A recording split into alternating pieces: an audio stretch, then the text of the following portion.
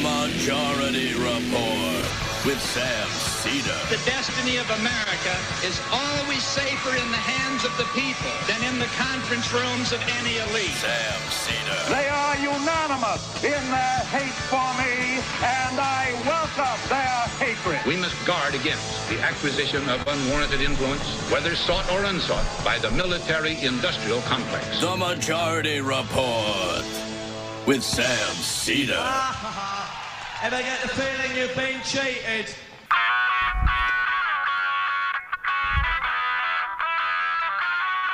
It is Monday, February 14th, 2022. My name is Sam Seder. This is the five-time award-winning Majority Report. We are broadcasting live steps from the industrially ravaged Gowanus Canal in the heartland of America, downtown Brooklyn, USA. On the program today, writer and filmmaker Rupert Russell, author and director of Price Wars, How the Commodities Markets Made Our Chaotic World. Also on the program today, Ukraine claims Russia has started a hybrid war, but not convinced a ground invasion is imminent. Meanwhile, U.S. evacuates embassy staff. In the Senate, Penray Lujan expects to be back in the Senate for the Supreme Court confirmation. Fingers crossed. The Canadian bridge blockade ends as the protesters let their Q flag fly. The FDA delays vax approval for children under 5. New CDC data shows that boosters last only about 4 months. So expect number 4 coming to a pharmacy near you. Texas's ban on mail-in ballots was blocked by a federal judge.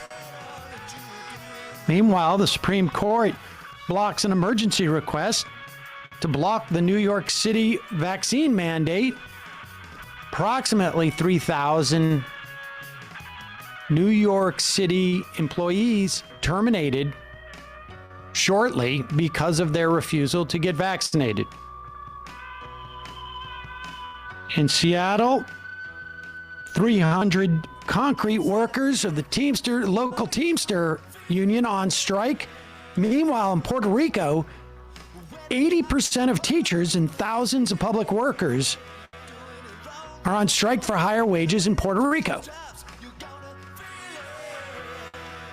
Tesla facing a massive discrimination suit. All this and more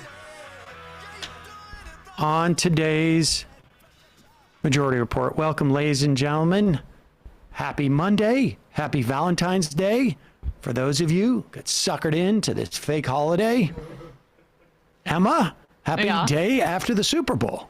Oh, well, you sound a little salty about Valentine's Day. Well, you know, I have mixed feelings because the first Valentine's Day card was actually invented in Worcester, Massachusetts. I'm pulling at you. My hair, there's something going on. The romance with my hair capital here. of the world. The romance capital of the world.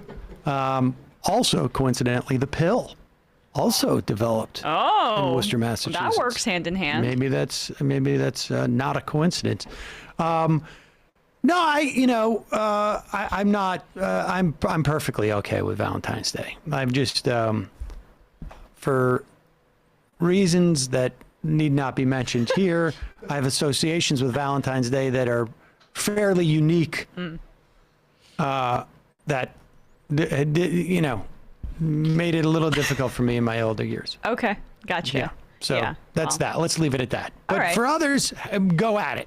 Yeah. I get, have fun. Right. Right. Okay. Have fun being suckered. Yeah, right. I mean, I don't have to do anything. I just receive. All right. Well, good for you. I'm glad to hear that. But the Super Bowl was last night, so there's that.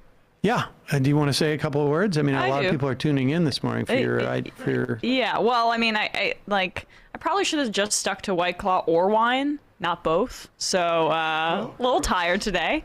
Yeah. The one thing that struck me about that was my introduction to the new hard seltzer that it seems like every beer company puts out, and their inability, like, I don't know how they sit around thinking, like, let's call this 4 names. Like the Michelob They're different organic. brands. They're not all the same seltzer. No, I understand, but they all have, like, like there's 5 different names to it. It's ridiculous. Just come up with a different company and put it out. Like, why do you have to put it under Michelob? It's a beer. Budweiser's a beer. It's just weird. I don't care about any of that, frankly. Well, I'll say this. The better team won last night, even though the Bengals were a beautiful Cinderella story. But the better team won. I'm heartbroken that Odell hurt his knee again, but he got a ring. All these amazing players that deserve recognition got a ring. Matt Stafford. Matt Stafford, defense brigade here, always deserved more in Detroit.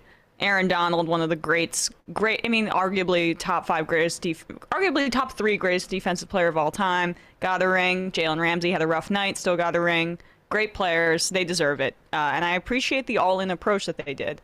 This is the Rams are NBAing it in the NFL, and I kind of like that change. People are going to have to tune in later in the program to understand what that means, because I don't understand what that means. But I just think that, like, I also don't know that, like, the idea of, guys who've been playing for a long time deserve. That's what the SP is for.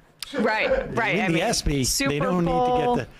Well, or it's SB. It's nice to get recognized. Yeah, right. Totally. All right. Let's jump into this. I've already lost my sound sheet somehow. Oh, here it is. This video was put out by The Intercept, but we felt like it deserved some amplification. Or, I don't know, I guess it depends on your perspective. Maybe de-amplification. I don't think that we're going to actually inhibit it going out there in any way. The House, as you may know, passed this Competes bill, which deals with a whole host of infrastructure and some industrial planning and to deal with economic competition with China. One of the amendments that was offered was by Pramila Jayapal, and it was an investigation into the Biden administration's decision to confiscate Afghan money that they had frozen, $7 billion worth of Afghan money, the Afghan government's money, and splitting it up, one, to make it available to 9/11 survivors or families who are involved in a civil suit. This is on top of the compensation fund. And 2, ostensibly to provide direct humanitarian aid to Afghanistan as opposed to us providing aid. It's not, it's returning their money is what it is. And so here's Jayapal's amendment to investigate just that act. And here is the video by The Intercept.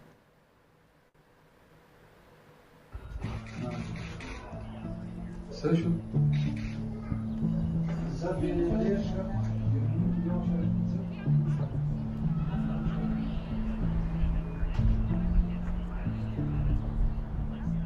should say that the text here mentions the introduction of the amendment to study. It's only to study the consequences of using this money so that people can be really clear as to the implications for what looks like potential mass starvation in Afghanistan. Yes, 2/3 of the Afghan population is in poverty right now, and there 4.7 million face malnutrition, according to the New York Times. This is dire.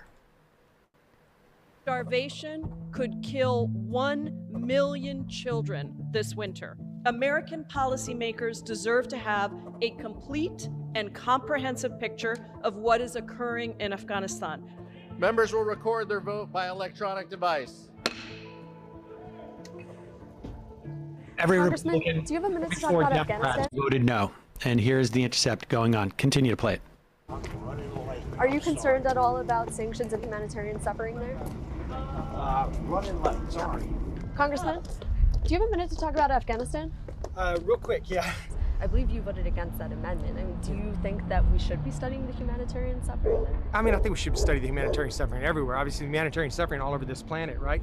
I'm not in favor of giving money that I'm pretty confident will end up in the hands of the Taliban. Congresswoman, can I ask you a question about Afghanistan? Not about Afghanistan? What about the shameful withdrawal? Well, that's a pretty big deal too. Members that were killed, about the drone strike that killed many. Actually, about the millions of children that were starving. Why don't you go talk to Biden? I think that matters too, and it's the Biden administration that's doing this. We're talking about the precipice of a massive famine, or one that's going on, and we have a responsibility to make sure that that our foreign policy doesn't contribute to that. You have no time to talk about the starving children in Afghanistan. When will you have time? Oh my gosh, that's an arranged today. You don't. I mean, it's just a quick explanation. Why did you vote against reviewing sanctions and freezing of assets that's starving millions of people? Aren't the lives of millions of children worth more than that? Do you have any thoughts about the sanctions and the freezing of assets in Afghanistan that are starving millions of Afghans? Thank you. You don't have any concern? Does it weigh on your conscience at all that thousands of children are starving right now while we sit on our hands? Congresswoman, can I ask why you voted against an amendment to review the sanctions on Afghanistan last week? Just a brief explanation of the vote. Nothing? It's not worth your time at all? Wait, how did Val Demings vote? I missed. Val Demings, one of the 44 Democrats who voted against the amendment. Okay. A list is available. You can find that you can find it just by Googling roll call on bill number HR 4521. And telling that Ocasio-Cortez was pretty much the only lawmaker to stop to speak to the intercept there. Yes, and I imagine they had others who had voted in favor, Democratic ones who had voted in favor. But it's you get a good sense of where these people are in terms of, New York, Sean Maloney, for instance, voted against. Delgado even voted against. It's pretty shocking to me how you could vote even against the actual, just a report on this. And part of it is because nobody wants to talk about how we have left Afghanistan. And I mean, stolen their money as they're in famine. Here's the thing. I can understand how people are saying they don't want the Taliban to have money because the Taliban is bad. But but why do we care that the Taliban is bad? I'm trying to make this simple so that a seventh grader could understand this. We think the Taliban is bad because they do bad things to the Afghan people. Right? I mean, that's why we say they're bad, why we wouldn't want to give them money. Well, I think a lot of seventh grade minded Americans might say, well, they might attack us. That's the main concern. They're afraid of another 9/11. Yeah. Well, of course, the Taliban did not attack us. The Taliban shielded people who did. That's true. But that was not a function of their money. The money to support those attacks came from Saudi Arabia.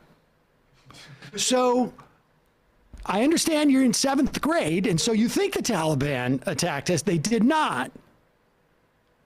So the bottom line is we can not like the Taliban, but if some of that money gets to the Afghan people, which is in the best interest of the Taliban, it's not in the best interest of the Taliban to have a non-functioning economy. Yeah. It is not in the best interest of the Taliban to have, hundreds of thousands of children die. That's not going to help the Taliban. They're going to get some of that money there. If we don't want to give money to the Taliban because they're bad, and they're bad because they treat the Afghan people poorly, understand we're doing worse still.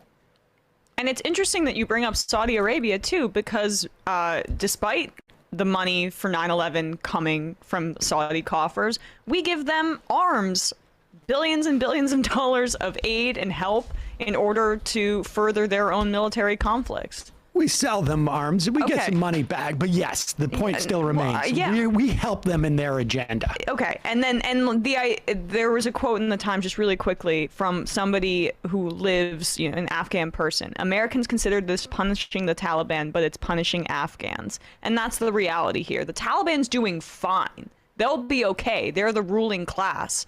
The fact that there is not money available is hurting regular people. So we either, it's just a cynical thing.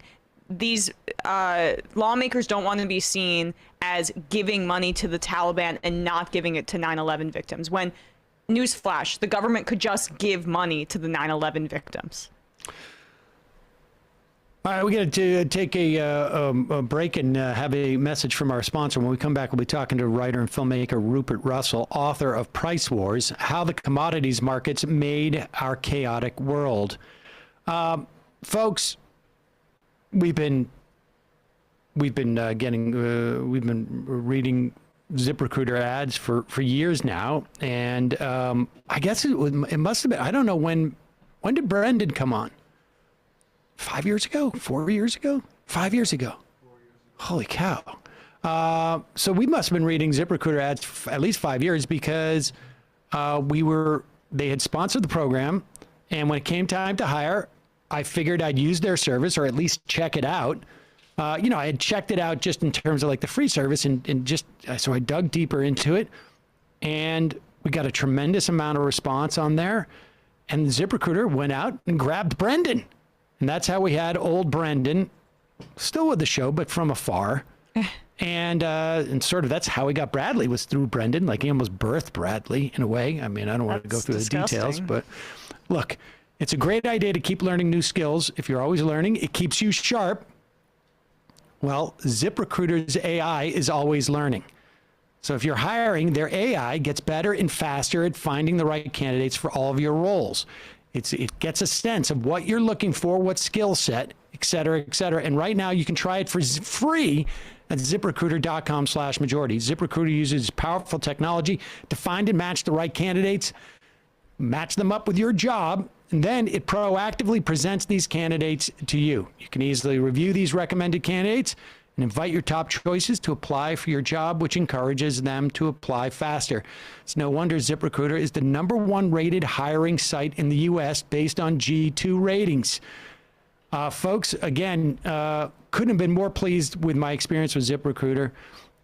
Made it also not only easy to find great candidates, but organize it through their interface. Now you can try ZipRecruiter for free at this exclusive web address, ZipRecruiter.com/majority. That's ZipRecruiter.com/majority, MAJORITY. ZipRecruiter, it's the smartest way to hire. All right, I want to welcome to the program writer and filmmaker Rupert Russell, author of Price Wars: How the Commodities Markets Made Our Chaotic World. Rupert, welcome to the show. I'm here with Emma Vigland. Great to have you. Great to be here. It's great to have you, and I'm glad that you're here. So let's just start. I know that your first film, Freedom for the Wolf, was sort of a look at sort of nascent, I guess, strains of what was happening in the world that have sort of like since been more pronounced, and a lot of this was, in the wake of the Arab Spring, and sort of what you guys sort of pointed out was sort of like some pockets of sort of rising authoritarianism and whatnot. I want to sort of swing that back around, but let's start with the idea of why you used price, the concept of prices, as a nexus to tell this story. And then we'll move from there. That's a great question. So where do I begin? Begin with prices. Sure. So I had moved back to the UK the day after Brexit. I lived in America for 10 years. And I came back from the States, and I had no idea what was going on at all. As the whole political establishment had been turned upside down. The Prime Minister resigned as soon as my plane got in. And I just wanted to know what was happening, what was going on. Why had the country that I had grown up in turned itself inside out? And so I began, looking into what was going on. And the biggest thing at the time was the global refugee crisis. That was really what had made immigration and right-wing populism so salient at the time, and really kind of pushed this anti-immigrant feeling to the foreground. And of course, having done the film, as you just mentioned, Freedom for the Wolf, I'd done quite a lot of work on the Arab Spring. But in that film, we were looking at, as you say, what had happened afterwards, right? The rise of a liberal democracy and authoritarianism. But I had come across some research at the time that was looking at food prices.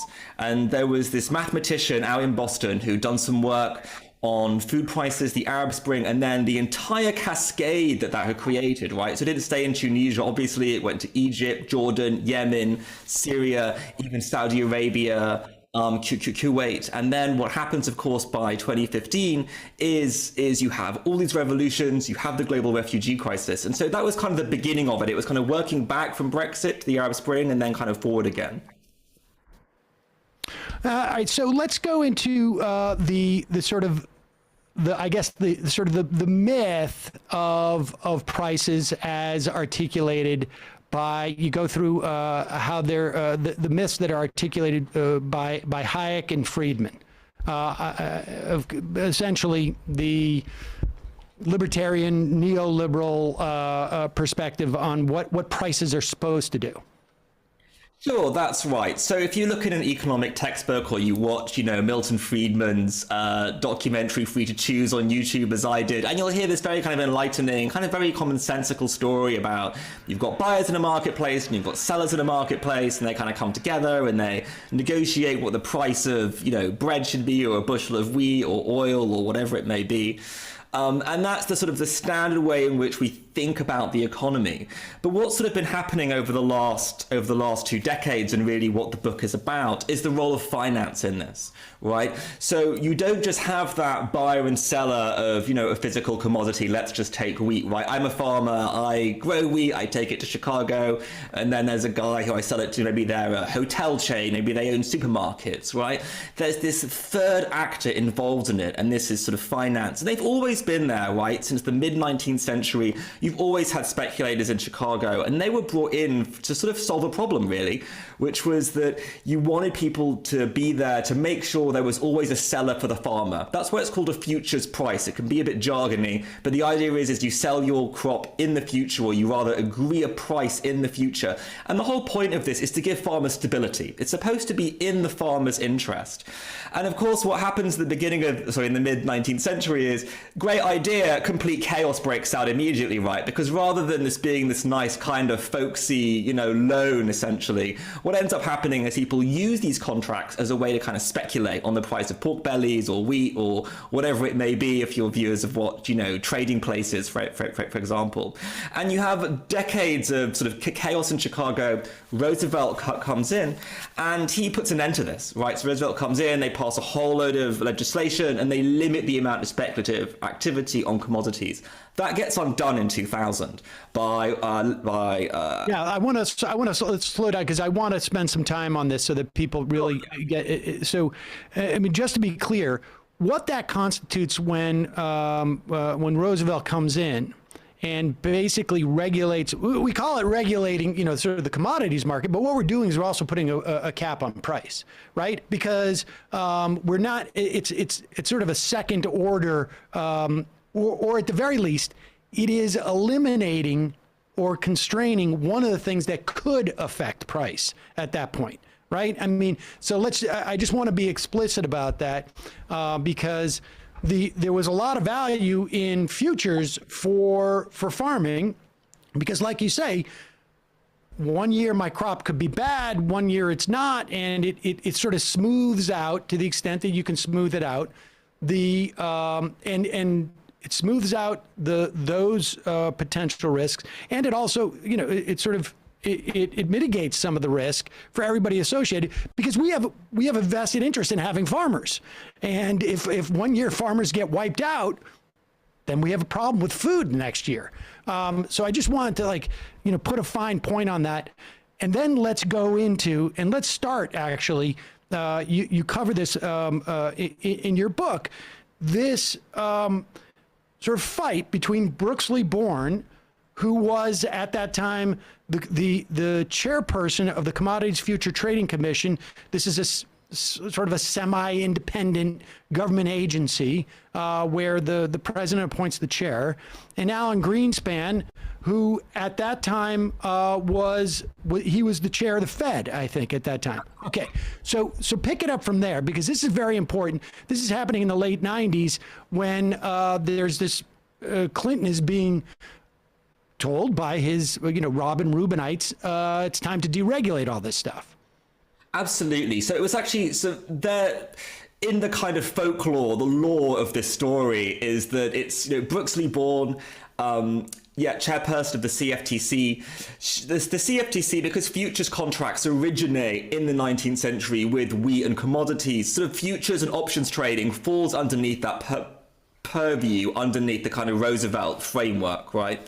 So that's why she's the one in charge of this, or at least in charge of asking the question of whether or not new financial products, not commodities, should be regulated. And so these are the kind of lovely things we all know and love called like credit default swaps, right? Swaps on currencies, exchange rates. These are kind of bets on other financial instruments, not bets on things in the real world, but bets on sort of intangible things. And there had already been some detonations, right? So I think Procter & Gamble had bought some contracts that had gone wrong and cost them a huge amount, tens of millions of dollars, maybe hundreds of millions. Orange County, I think, lost billions of dollars in trades they didn't really understand. And this was a very fast-growing part of finance and sort of Wall Street. And so Brooksley Born's like, okay, some things are exploding out there. Maybe we should kind of look at them. And there's this famous phone call that Larry Summers makes to her and says, I've got 13 bankers in my office. And they say, if you go ahead and even ask the question of whether or not these financial products should be regulated, then we're going to have the biggest financial crisis since World War II. Now, Brooksley Born goes ahead, she ignores Larry Summers, she releases her report. Surprise, surprise, there's no financial crisis. But this is just, if you like, the opening shot. Because then Alan Greenspan and Larry Summers then organize this committee hearing to kind of ambush her.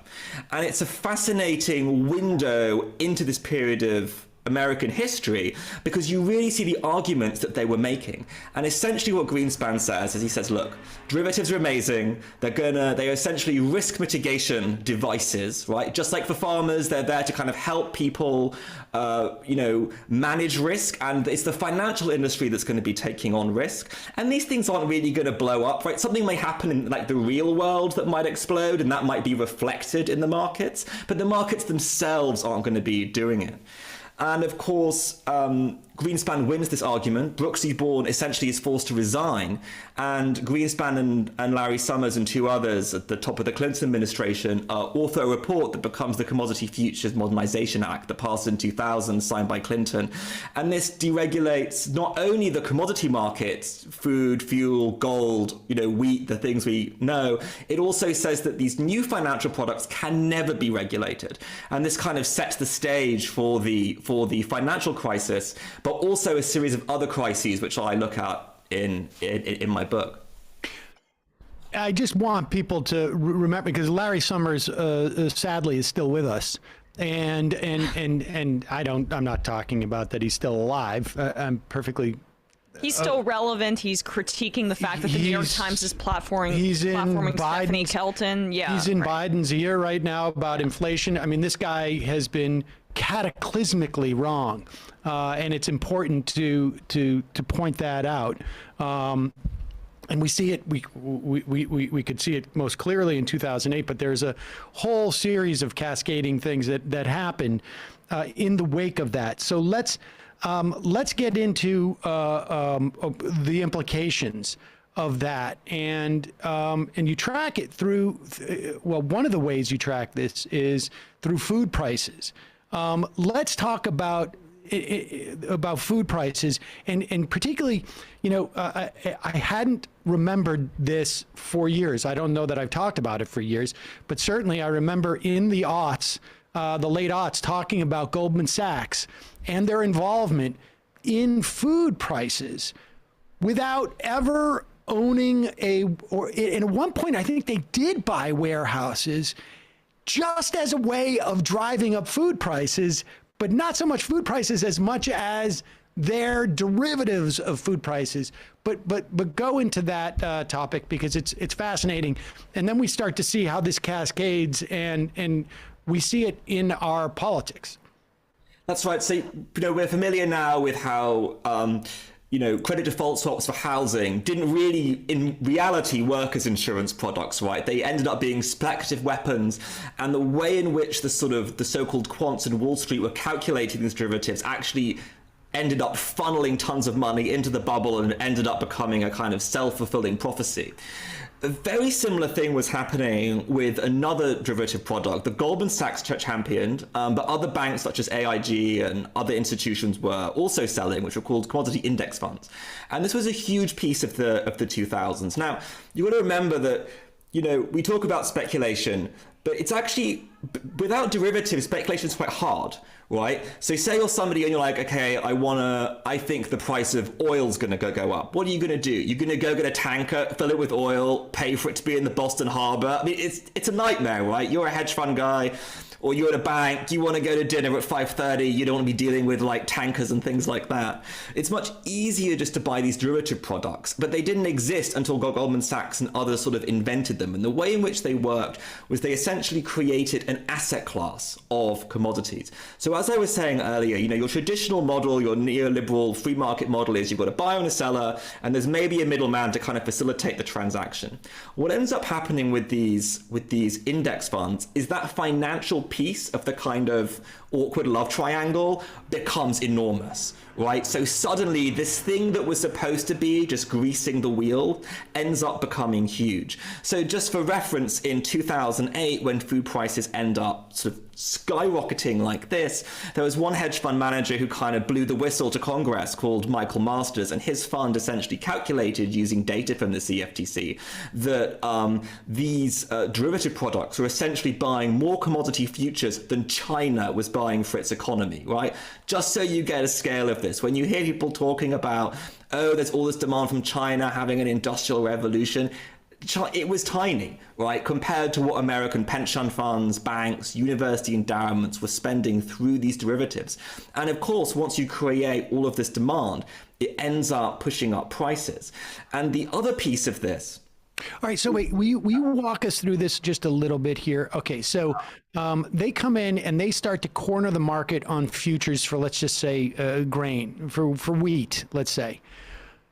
How does that trickle down to prices today, for instance? Or is it simply the middlemen who are delivering the wheat go, oh, wait a second, this bushel of wheat I have today cost $10, but in the future, it's going to cost a lot more because I'm seeing what the future prices are because people have already sort of bought up all the future production, and they're going to have almost like a monopoly on this product, and they've paid this much to control it. So when they sell it, they're going to expect a higher price. And so I better start to raise my price now, right? Because I can, because it's still less than what it's going to be in the future. Yeah, exactly. So when prices are going up in any market, it kind of creates an incentive to hold on to whatever you have, right? If you think if the price today is $10, but tomorrow it's $12, you're going to wait till tomorrow.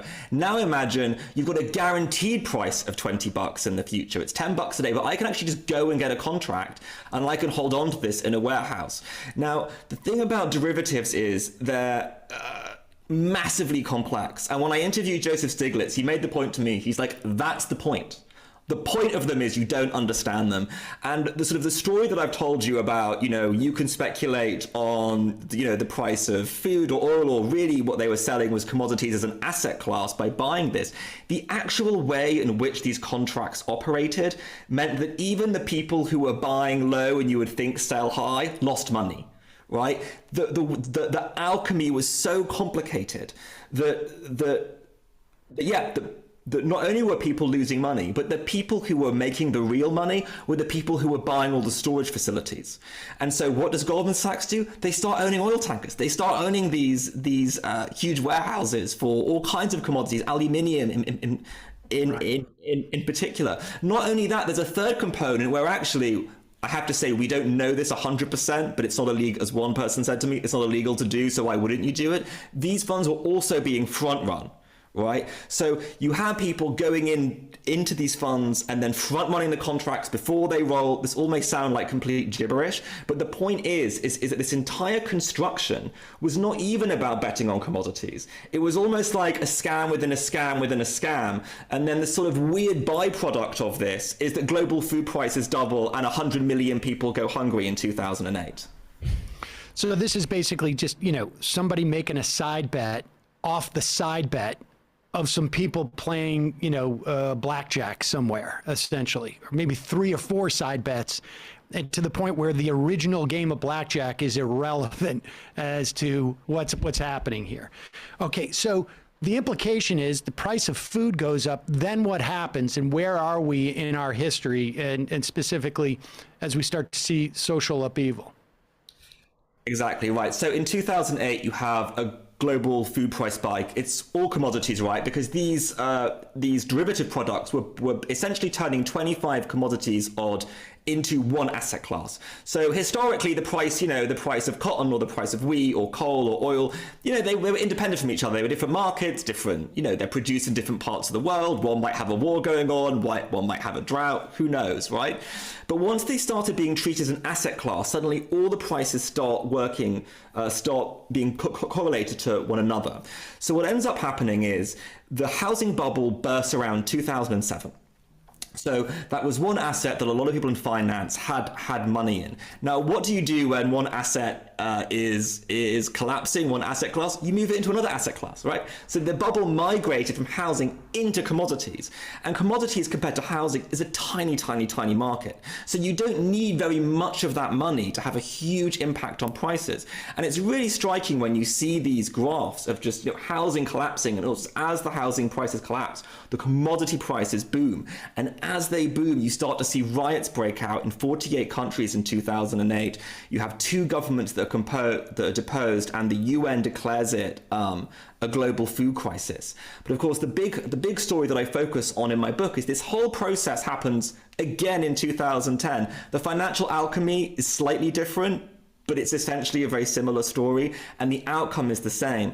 But this time we have the Arab Spring. This time you have it on a much, much, much bigger scale. You have Tunisia deposed, Egypt, the civil war. This is the origin of the civil war in Syria, in Yemen, in Libya. There's protests in Georgia. The regime is shocked in Bahrain, in Saudi Arabia. And then from that point, that is when you get the cascading crises, right? It's like opening Pandora's box. It's not just that people went hungry and that you had riots and revolutions and some instability. It's that you're essentially plunging an entire region into a kind of Hobbesian nightmare, and one that's still happening today. And so this is what you call the butterfly effect, I guess, is that you have these ripples one place, and as this light breeze happens way over here, by the time it migrates over here, it is having much, much greater impact. So when we talk about what happens, particularly in Syria, what follows? Take us through these sort of cascading crises that end up leading to the political sort of, I guess, instability or changes that we see throughout the rest of the world.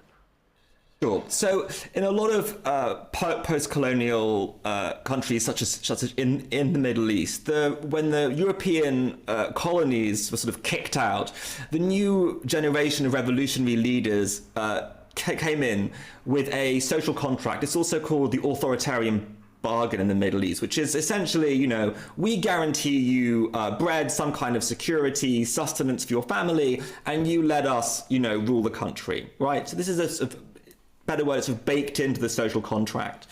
Now, what happened in 2010 is that social contract gets broken. Global food prices essentially double in a very short period of time.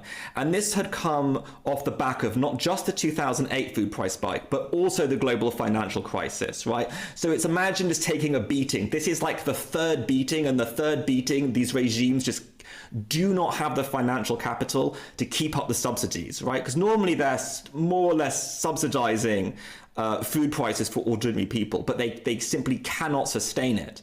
And so you end up seeing a lot of the first protests in Egypt, in Tunisia, Jordan, Yemen, with essentially claims for bread and freedom, bread and water. The slogans vary, but bread is a very kind of consistent theme. And in each place, the regime tries to say, okay, we're going to spend $100 million on bread subsidies, and we might give you some more jobs and so forth. And the regimes that are, the only regimes that are really able to kind of upgrade the social contract, or rather keep it in place, are the oil juggernauts. So Saudi Arabia ends up, giving tons of money to people. So does Kuwait. I mean, in the sense of thousands of dollars to individual people to kind of get them off the streets and back at home. Like, don't worry, guys. We're gonna pay for you. And the regimes that are unable to do that in the Middle East are the ones with very little oil revenue. So that's why it's Tunisia, Egypt, Yemen, Syria. It's why it's those countries that end up sinking into civil war, because they're not able to upkeep the social contracts. Now, there's two exceptions to this. One is Libya. Lots of oil money, but this is a foreign intervention. NATO comes in and essentially kind of ends whatever Gaddafi's fight back may have been. A very similar story happens in Syria, with Iran and Russia essentially propping up Assad in 2011. The same support was not offered in Yemen, Egypt, and Tunisia, and that's why those regimes crumble. Now, what ends up happening in Syria is you, of course, have essentially a vacuum, right? And in neighboring Iraq, thanks to the 2004-3 so-called liberation, there had been this kind of Al-Qaeda in Iraq offshoot that had been kind of bubbling away for quite a while. The Americans had essentially defeated it by around 2011. It was sort of like a rump hanging out in northern Iraq, but because there was a vacuum in northern Syria, they ended up jumping over the border, and that was ISIS, right? So ISIS had kind of been like in waiting for a kind of opening, and unfortunately Syria was absolutely that vacuum. And of course it happened in Libya as well. ISIS pops up in Libya as well, and then it ends up, two things that are happening. One is you end up with a global terror network, and the second thing is a crucial part of this entire story for my book is looking at how all of this turmoil also pushes up oil prices, right? So all this turmoil is pushing up oil prices, and then who does that benefit? People have oil fields, which in this case is also ISIS, right? ISIS captures a whole bunch of Syrian oil fields right at a time when oil prices are going up, and it ends up producing this massive revenue stream to kind of keep these civil wars going.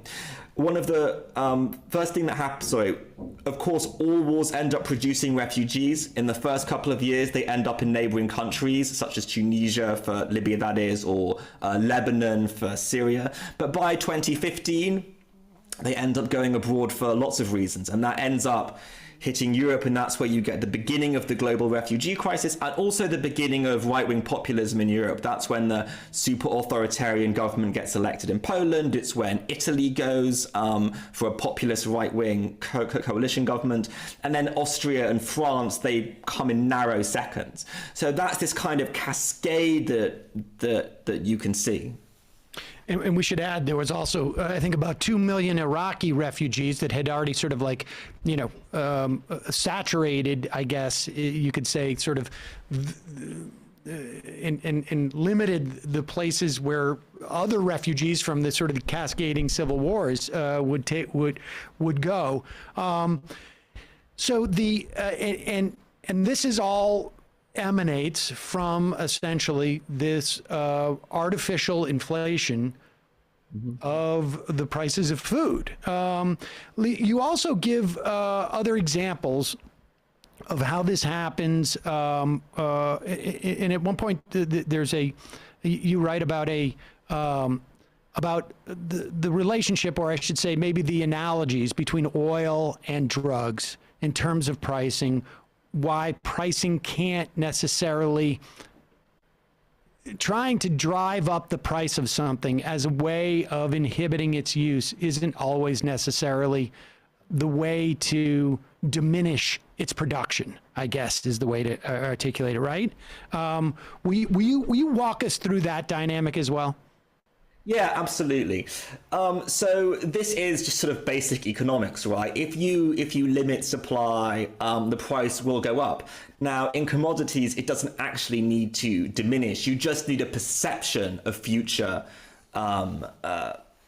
problems, right? So it could be that, like right now, there's 100, maybe 200,000 Russian troops on the border of Ukraine.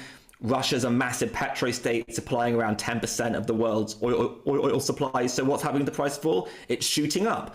Why? Because they're pricing in the risk of a future war, right? So this is how futures markets this is how all markets are happening. And also, incidentally, who does this benefit? Russia, right? Saudi Arabia. So this has been the commodity markets currently are really helping the Kremlin by sending them tons of extra cash you wouldn't actually otherwise have if it wasn't for speculators pricing in the so-called risk of a war that may or may not happen. Who knows? When it comes to drugs, you see a similar effect happening. So this was a piece I wrote for Time recently. It's not, and I was sort of thinking about the war on drugs and thinking about, we also have been seeing in the news recently, climate activists scoring victories against oil companies. And I suppose my point was we need to be careful what we wish for, right? Say we shut down all the supply of oil from Kuwait, or all of it from Iraq, or all of it from Saudi Arabia, right? Let's just live in that universe. What would happen to the price of oil? Shoot up, right? Just like with drugs, if the police or the federales or whoever, clamp down on one part of a cartel and they constrict supply, what happens? The price goes up. And as the price goes up, you're essentially offering a massive reward for anybody else to produce drugs and bring them to that area. Right, and you see the same effect will happen in the oil markets, and this is what we've seen historically. So when you had historically high oil prices in the 1970s, that is when we discovered North Sea oil. Right, it's really hard to get oil from underneath the North Sea. It's an easy thing to do, but if the oil price is $130, $150, suddenly that becomes an attractive proposition for BP or other oil companies to go and do. The same thing happened during this period, 2011 to 2014. So the turmoil of the Arab Spring triggers these civil wars. This increases the price of oil. And what do we get? A global fracking boom, right? Fracking was expensive. It's difficult to do. It's a very tricky technology. But when oil is over $100 a barrel, suddenly there's a massive incentive for people to go and do it.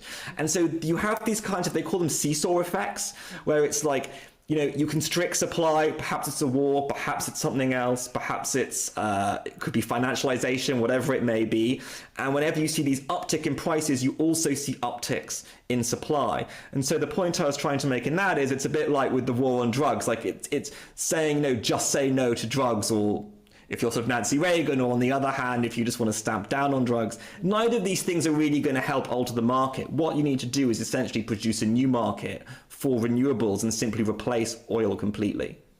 So let me ask you about that just a little bit, because there's some areas where I'm convinced that sort of the analogy breaks down a little bit insofar as if drug prices went up and I had the ability and there was a competing product out there that would replace drugs, right? I mean, that's I think the narrative of the way like fracking, once oil gets above a certain cost, it makes sense to expend the amount of money that you need for fracking to get it out, because you know that you're going to get this amount of per barrel. And that's why we saw like the fracking, in places, what is it, in Dakota, I guess, the economy just sort of deflated as soon as the price of oil dropped, because then it was no longer economically viable to pull it out of the ground there. But can't there also, would the promise of future government regulation, and maybe, I've interviewed people who've suggested some type of physical sabotage of oil extraction, mechanisms, begin to undercut the desire for investors to bet on future revenues? With drugs, there's a lot of different ways you can produce it. The bar to entry is not necessarily that high to produce drugs.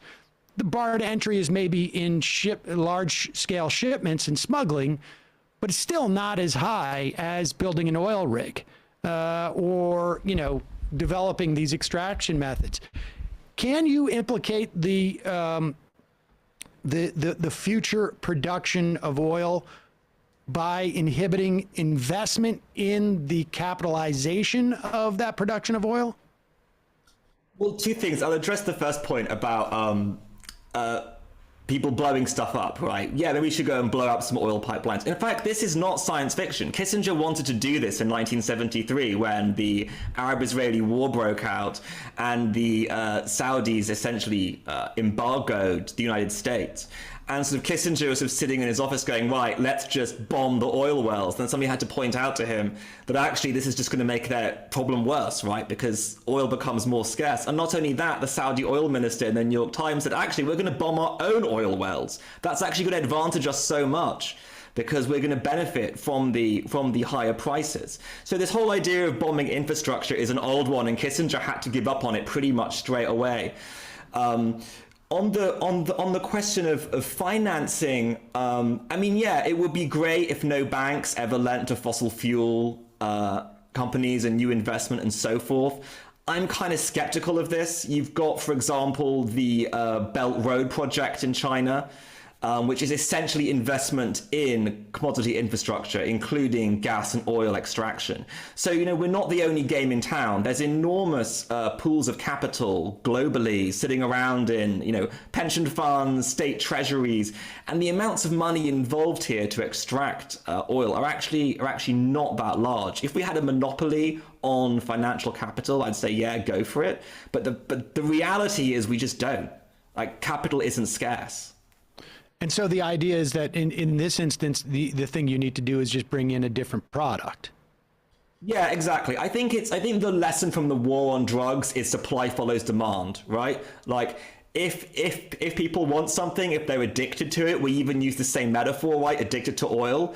If people are addicted to something, they're going to keep buying it, and there'll always be a supplier to kind of step into the market. There may be little hiatuses, of course, that there'll be a few years or a moment when the market's kind of doing its magic to kind of get the commodity where it needs to be. But on the whole, I think the answer to this is simply to sort of cut off demand, which is to say whether it's electric cars or updating the power grid or whatever it may be, you know, solar, wind power, that's kind of what we need to do. We need to move in that direction. I don't think attacking oil and making oil the enemy is going to be any more successful than making like heroin the enemy. I mean, yeah, heroin is bad. I wish people didn't take heroin. It destroys lives and families. But, you know, telling people to say no to heroin, we've tried it 50 years. It hasn't really had any perceivable impact except to make people's lives worse. So the idea in this scenario is the Build Back Better bill, which won't happen. I mean, but does the increasing the cost? I mean, I don't want to belabor this, but had Kissinger, what was the folly of Kissinger's, idea of bombing Saudi Arabia at that time?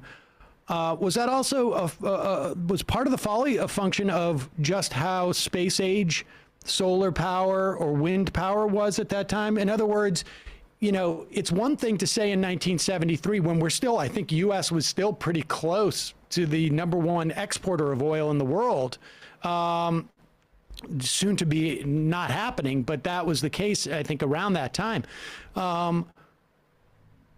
Had there been a somewhat viable solar, wind, other sustainable sources of energy, is it a different equation to...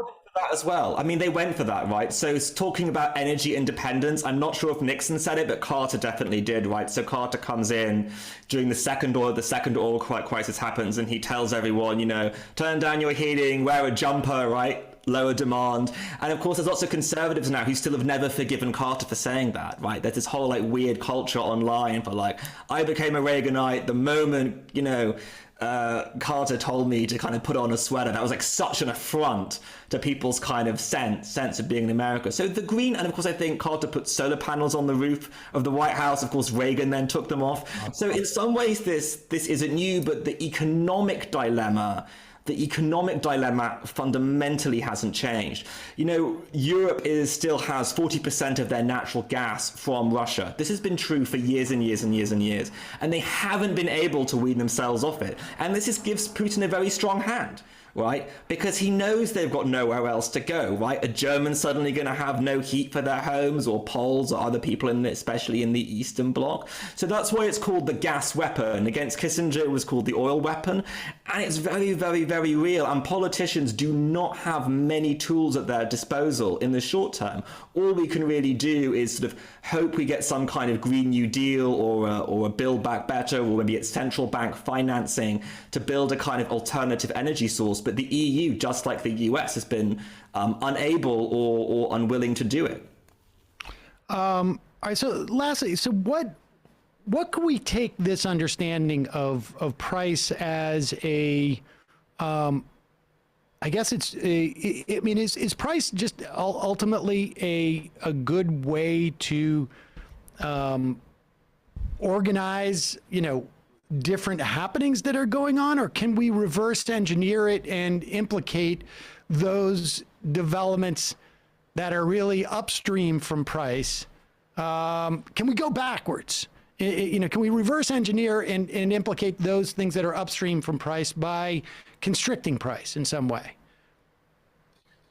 Well, we already do, right? So I think one of the big mythologies right now is that we live with a free market. I interviewed Joseph Stiglitz, who said, and he said this many times to many people, the invisible hand is invisible because it doesn't exist, right? And that's always my kind of starting point. The Federal Reserve has been intervening in the US economy and the global economy since the late 1970s to prop up the price of financial assets, in particular the stock market, but other markets as well, including the market for US Treasuries most recently. So we already have a very interventionist state policy, both in Europe and in the United States. Unfortunately, we don't intervene for other prices, right? So financial assets are great for wealthy people, they're great for rich people, but we don't see any intervention or really any kind of, we don't even see it as a problem that global food prices have doubled, or the oil price goes up to or the oil prices may even triple, in fact. And so what we need to do is we need to reorientate the institutions that already regulate and already set prices for the assets for wealthy people, and instead refocus those same tools for those which basically affect ordinary people, and especially those in the developing world who are harmed far more. What are the arguments against doing that, other than sort of people being afraid of living, I don't know, this is an authoritarian state if we start to regulate the prices of food in the way that we regulate, or inflate, and it's just another form of regulation, the price of financial assets? Well, food is already heavily regulated in the United States, the price that is. So, of course, you have massive subsidies to farmers, and then you then have food stamps, right? So we just don't have a free market when it comes to food in the United States. The piece of it, there's really sort of, I don't think, any defense that I've heard that makes any sense for this sort of the role of finance in commodities, right? Nobody's been able to say that the Roosevelt era regulations from the 30s until 2000, there was really anything wrong with these, right? The only thing that was wrong with them is that the banks were not able to turn them into securities and sell them to people and then create a scam within a scam within a scam. That's really all this is, right? Going back to the era of the 1990s or even the 1980s in terms of regulation is not going to some past communist state the United States never had. It's going back to the Reagan era. What's wrong with that, right? What's to complain about that? The problem is that so much of the profits on Wall Street come from securitization. They come from this financial alchemy, which is just taking these products in the real world that we all need as just these kind of side bets for these other plays that they're making. And so lastly, is there any move in Congress? Have you seen any indication, at least in the context of the U.S., that there's going to be Is there any movement to, and I guess the last chance we had that was what ultimately became Dodd-Frank. There was a lot of people who were arguing for just a sort of essentially a 21st century Glass-Steagall. Has that push just completely vanished? Or is there, do you see any nascent? No, it's still going on. It sort of bounces back. There's actually provisions in Dodd-Frank for this, for commodities specifically, but it kind of tends to bounce between the regulatory agencies, the court and Congress. You know, they're talking about limiting speculation again now. I think there's things happening, but does it exist? No, because the financial forces fighting against this are just so intense. It's just, can you overcome financial interests in regulation in the United States? And so far, the answer has been no. Rupert Russell, author of Price Wars, How the Commodities Markets Made Our Chaotic World. We will put a link to that at majority.fm. Thanks so much for your time today. I really appreciate it. Thanks for having me. It was great to chat. Bye-bye. Oh, there you go. Yep. Thanks again, Wall Street. Peter Thiel on the how many investment bankers is Peter Thiel supporting in this? It's the new populism. Yep. Definitely two. At least two. Folks, it is your support that allows us to do interviews like the one we just did. You can become a member at jointhemajorityreport.com, and when you do, you not only get the free show free of commercials, you also get the fun half of the program, which sometimes is actually fun. Sometimes it's not. Sometimes it's a mix. But it's always informative in some fashion or another.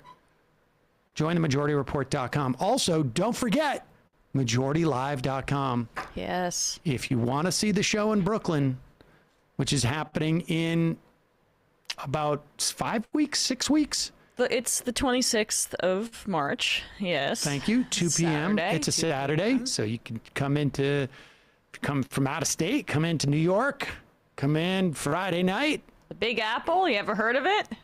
The Onion, as they used to call it too. The Big Onion. Did you know that? No. You peel layers off it, and it stinks at the center, or something like that. I think that was at one time. That was the other. I thought that's what people just said about you. Why is it called the Big Apple? That's a good question. I think they probably decided more appealing than onion. Yeah. Let's see. I'm gonna look it up. But folks, if you want tickets to the Brooklyn show, you better act very, very quick. We still have some tickets for the Boston show. That's happening in May.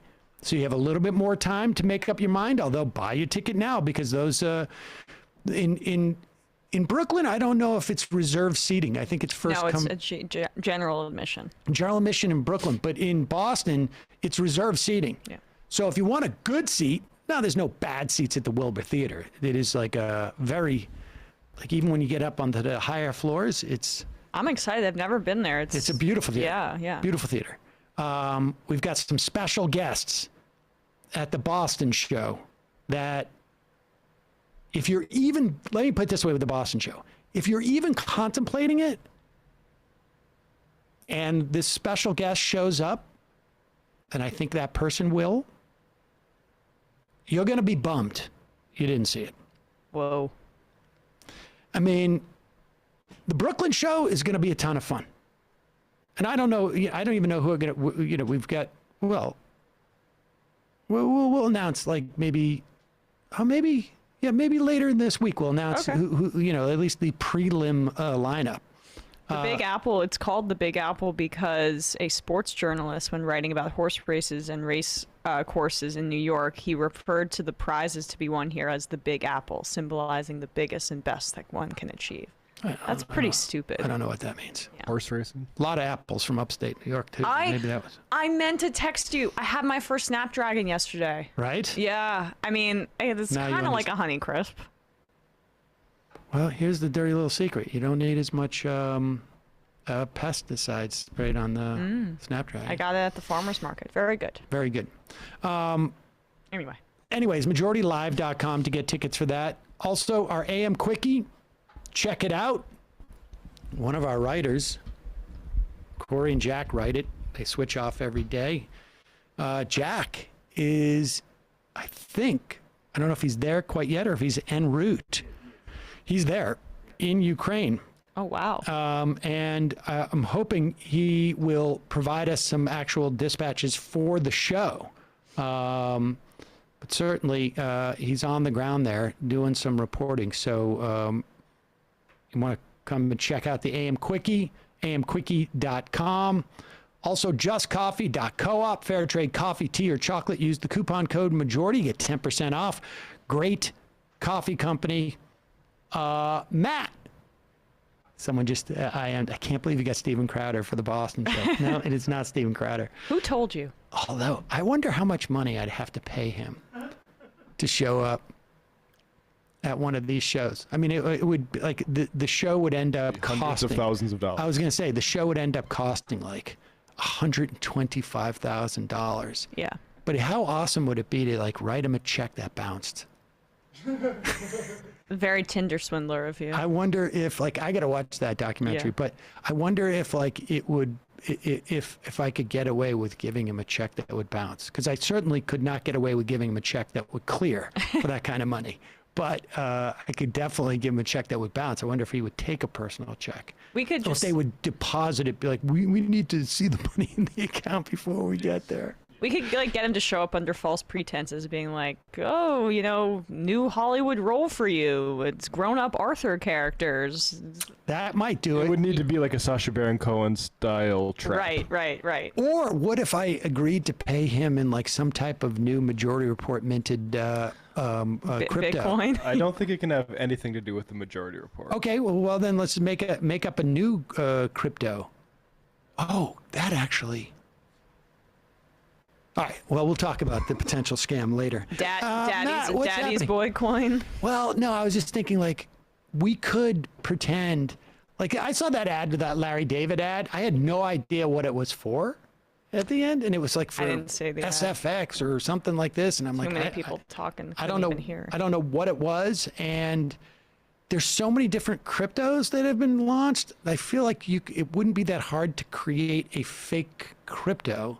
Or even a real crypto, which is sort of fake. They have created fake cryptos, right? Like there's been the guy that created a fake crypto in LA scam people out of something like $7 million. Well, I don't want to scam people out of it, but I would pay Crowder all in crypto to show. Matt, what's happening in the Matt Leckian media universe? Yeah, go check out last week's episode where we had Mike Preisner on. We talked about Ukraine, Afghanistan, and the Red Hill fuel containment facility in Hawaii that its leakages in the main aquifer in Oahu have been covered up even when it started poisoning the sailors for the Navy. That's in Pearl, like right next to Pearl Harbor. So that's how much United States military cares. This weekend we had a premium episode with paradoomer Aaron Thorpe, formerly known as Posada's Trap God of the Trillbilly Workers Party podcast, on to talk about a piece that he did on nostalgia and futurelessness and how we can escape the idea that all the futures are like Elon Musk torturing animals in a segregated facility. That's the new future we have to look forward to and how we can escape that. So check that out, patreon.com/leftreckoning. I'm jealous you got him on. We were talking about how he's got great takes. I want to. Yeah. Both those guests are good. We should have Preisner on at one point. Check out the Empire Files for more on that, on what's going on in Hawaii. All right, folks. 646-257-3920 is the phone number. We will see you in the so-called fun half. You are in for it. All right, folks. 646-257-3920. See you in the fun half. Are you ready?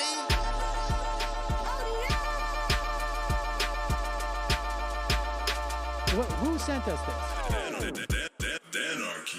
Alpha males are back. Boy is back. And the alpha males are back. Just as delicious as you could imagine. The alpha males are back. Boy is back. And the alpha males are back. Just wanna degrade the white man. Alpha males are back. I take all of it to my throat. Alpha males are back. Snowflake says what? The alpha males are back. You are a madman! And the alpha males are back. Oh no, Sam Seder! What a fucking nightmare! Bring back DJ Danner. Yeah, or a couple of them. Just put them in rotation. DJ Danner. Well, the problem with those is they're like 45 seconds long, so I don't know if they're enough of a break. That's fucking nonsense. You see white people doing drugs, they look worse than normal white people, and all white people look disgusting. And the alpha males. Psych. Fuck them. Fuck them. Snowflake says what?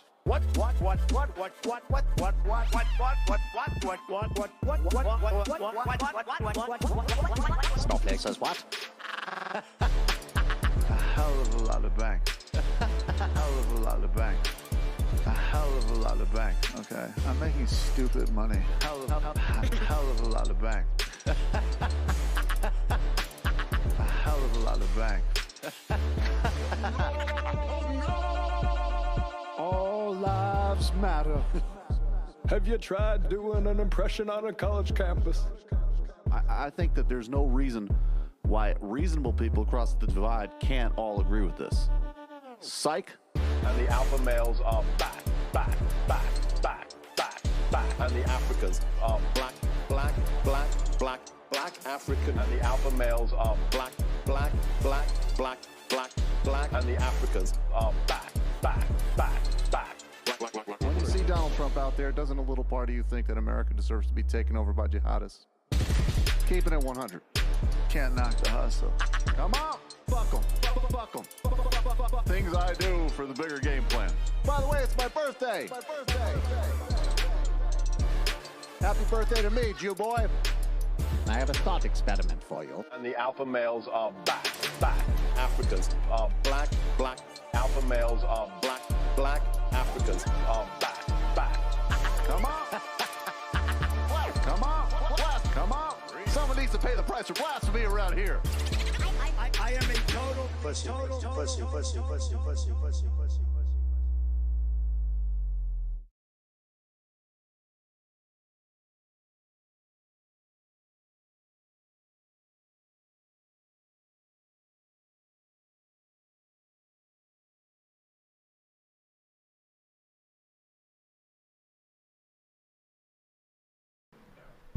We are back, ladies and gentlemen. 646-257-3920. Apologies, I have not signed in yet to the calling machine. I will do so The calling now. machine. Well, I don't know. What would you call it? It's not a phone. I mean, the system. The calling system? Yeah, the call system. Okay. I mean, it's really... Is it a system as much as it is just a machine? I don't want to bicker with you. Well, I mean, you started it. Yeah, I guess. It's just like Valentine's Day of past for me. Oh, this is so so sentimental.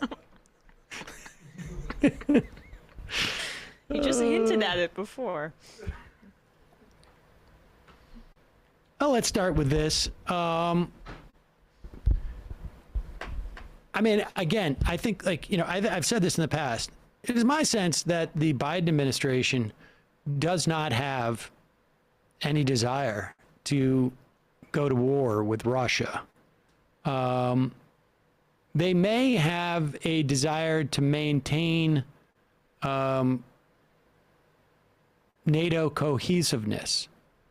I do not believe that the Biden administration is terribly invested in the idea of Ukraine joining NATO. I've said in the past that I believe that NATO in many respects has outlived its usefulness. There are other, that does not mean that I don't believe that U.S. shouldn't have a relationship with our allies that are defensive, but I just don't think that Russia represents the same threat to Europe that the USSR did in the 50s and 60s and maybe the 70s.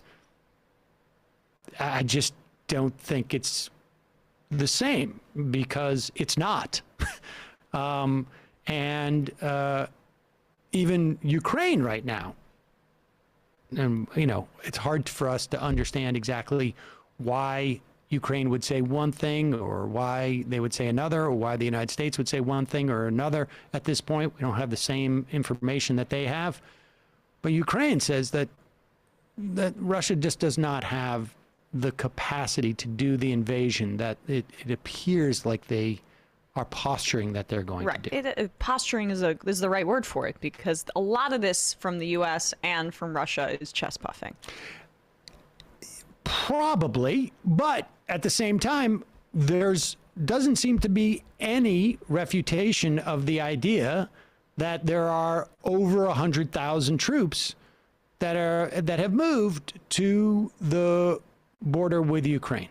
There's probably more than 130,000 that are there. I don't know how many are normally stationed there. Although they have done this before in previous years. Yes, indeed. I mean, it is. The chest puffing can be elaborate. It can be expansive puff. Well, and it's also not. There's a reason why they do the puffing. It could be to sort of like test the cohesiveness of NATO. It could be for domestic reasons that Putin has. It could be to jack up the price of oil, which would be also a function of, some domestic issues that Putin might have. I mean, there's a whole host of reasons. Right. I mean, and looking strong is part of his brand. Like, it's the same way that, Netanyahu used to drum up conflict and try to look strong when he was feeling weak politically. I think Putin does the same similar thing as well. All leaders.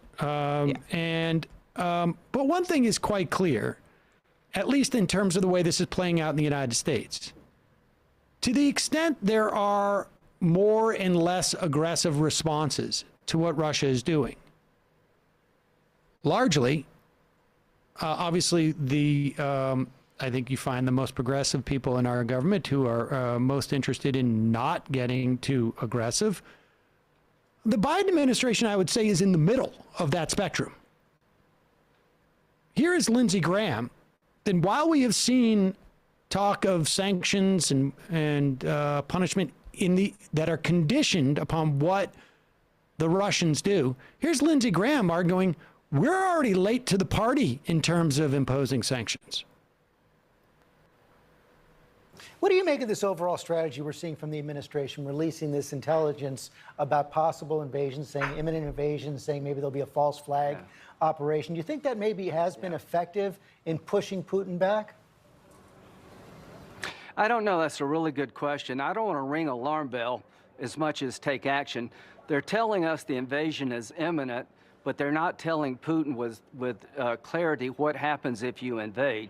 He should be punished now. What I can't get over is that the world is allowing him to do all this without consequence. The guy took the Crimea in 2014. He's got 100,000 troops amassed on the Ukrainian border, and he's paying no price at all. So I'd like to hit him now for the provocation and have sanctions spelled out very clearly what happens to the ruble and his oil and gas economy. I think that's what's missing. We're talking way too much and we're doing too little. Now, there's another way to interpret what Lindsey Graham wants, is he wants more conflict.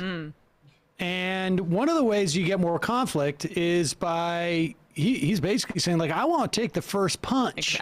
Yeah, right. And so we might as well take the first punch, and then, this is his logic, and then then the fight's over. Yeah. Then he'll go crawling back and retreat, right? This seems like the kind of guy Putin is. If we do a small injury to him, it will end the entire conflict. That's what I would have you believe, Stephanopoulos. Yeah, except for in this instance, we're not going to knock you out. We're just going to, Mama say, jab at you. Yeah. Just jab at you as a way of punishing you. I mean, it's just, I can't even believe, like, there wouldn't be enormous pushback on what Lindsey Graham's saying, except for the fact that we have, there's a mentality in this country that is just absurd, it seems to me. But just to be clear, Lindsey Graham, very, very skeptical of Russiagate, right? I mean, he was a Trump supporter. And the idea that we have been told is that Russiagate is driving the idea of a U.S. response in this instance. And yet it is the Republicans who are getting out front trying to stoke a conflict. They love, I mean, this is nothing new, but Lindsey Graham gets off on that kind of stuff, just the projection of American might. And it really is childish. It really is, because they just want the appearance of strength at all costs. Doesn't really matter. John McCain came to the end of my bed last night in a dream. And he was a little bummed about how much I kissed Donald Trump's ass. But he did say, you can make it up to me if we somehow manage to start World War III with Russia. This is how I want to honor my friend. It's the only thing that he came to me at the end, and then he gave me a small Bible. Let's go to the phones. Calling from a 541 area code. Who's this? Where are you calling from? Is this me? Yes. Oh, hi. Seth from Portland. Seth from Portland. What's on your mind? Oh, I just have a couple of quick things that are grinding my gears. One is kind of the overarching COVID thing where these dinguses are making the argument that, oh, it's so authoritarian to require vaccines. And I have to say, you know, I do medical billing, and I see a lot of post-COVID diagnoses nowadays. I think it's more authoritarian to require people to work in a dangerous workplace. Yes. Yes. That's what we've been saying. Yes. It's driving me nuts because all of these accounts that I see are just people with COVID in the ER. It's constant. It's driving me bonkers. Well, you know, there was a report that came out of England in the British Medical Journal. It is not a peer-reviewed study, so take this with a big grain of salt. And also, you know, I think like when we talk about long COVID, it's also hard to just sort of define what that means. It is a series. It is, you know, some outfits define it as having 4 of any number, one of symptoms, and for a certain period of time. But it is quite, it's something like a third of people had some symptom of long COVID, you know, months out. It's really the only thing that we know for sure at this point, without the benefit of hindsight, is that long COVID is real, that it has all sorts of different impacts on people, heart disease, you know, other type of you know, neurological problems. I mean, a wide array of things. We don't know how many people really at the end of the day are going to be suffering from this, but it's clear that it's real, and it could very well be one of the most pressing issues that we have in terms of like paying for healthcare and for healthcare going forward. If we have a whole new sort of like cohort of people with all of the lingering effects of COVID. Yeah, it's just it's so nuts. I can't believe, and you know, here in Portland, we have Kate Brown is removing the mask mandate. I don't get any of this. Why? I don't know. I don't know what's going on, but it's so dangerous, and it's so awful, and so many people are suffering, and people don't seem to want to actually do what it's going to take to stop this. I mean, you know, Bradley, put up the latest polling from, I think it's from YouGov, for CBS, on what people want in terms of masks for children in their school. This is among parents of school-age children. So it is a subset of people in our society. It's not all people. It's just people who have school-age children. 57% of them. Now, we don't know. Maybe these people don't love their kids and want to punish their children. Oh, that's just they're abusers. 57% of them want them required. 36% want them optional. Only 7% of parents with school-aged children, and to be fair, it has a margin of error of 4.6%, don't want masks allowed in school. Now, again, we don't know what's in the hearts of these parents, these other parents. They could really resent their children for destroying their lives because of their births. I mean, they are parasites essentially. I mean, yes. Give me a break. But here it is. But the reason why I bring this up in the context of this call is that, and when we hear anti-mask rants, it is always emanates out of, to love the children are having problems with development and this and that. And certainly I have no doubt that living through a pandemic and the isolation and the masks and the stress and all of these things definitely take their toll. They take their toll on adults. There's no doubt that they take their toll on children. But those are separate questions as to whether you should continue to mask up in the context of a pandemic.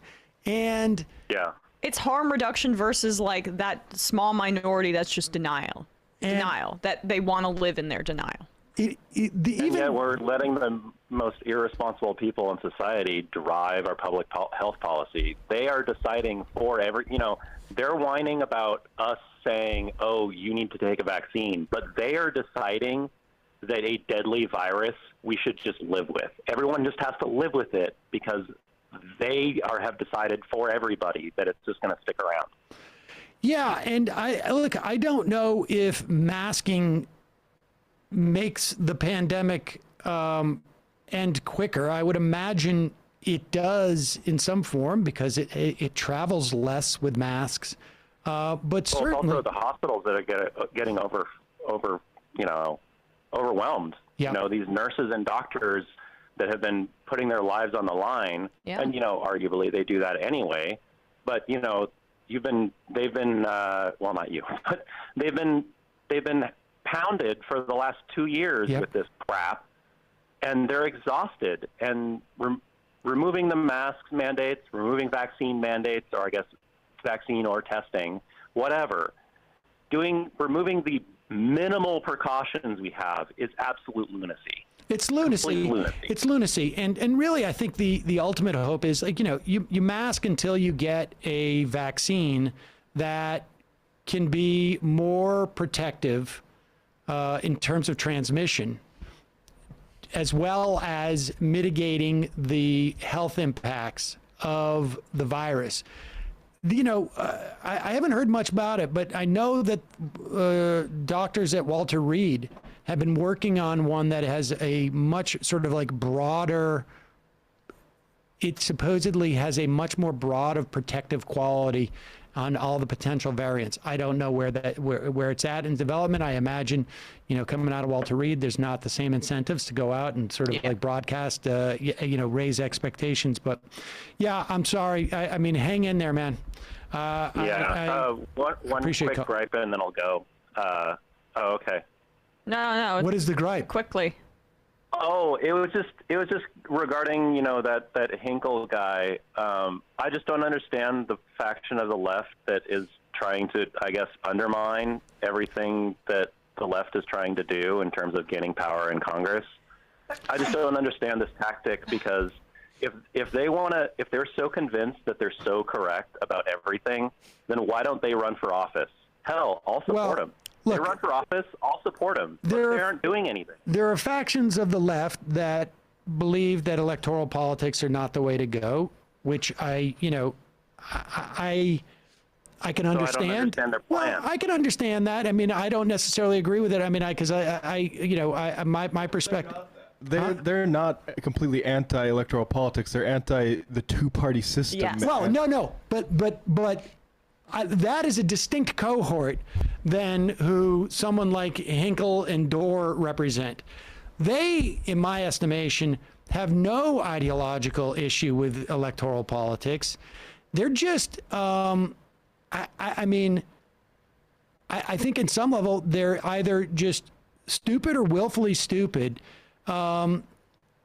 there is no offering of another viable. I think they're just trying to fill a niche in some respects in terms of what they talk about, because there is no viable third, way for this. They were those guys were very much associated with some online political party. People's Party. Yeah. People's Party. And my understanding is that it's that thing, to the extent that it ever existed, is completely imploding. And to say it existed is probably charitable. Yes. Yeah. And I mean, look, we got an invite, and I'll let you go and just talk about it. We got an email the other day from somebody who's a campaign manager. I can't remember the name of the candidate, who's running on the Forward Party, right? Is that what it's called? This the Andrew Yang's thing? The Andrew Yang thing. Yeah. They're running on the Forward Party.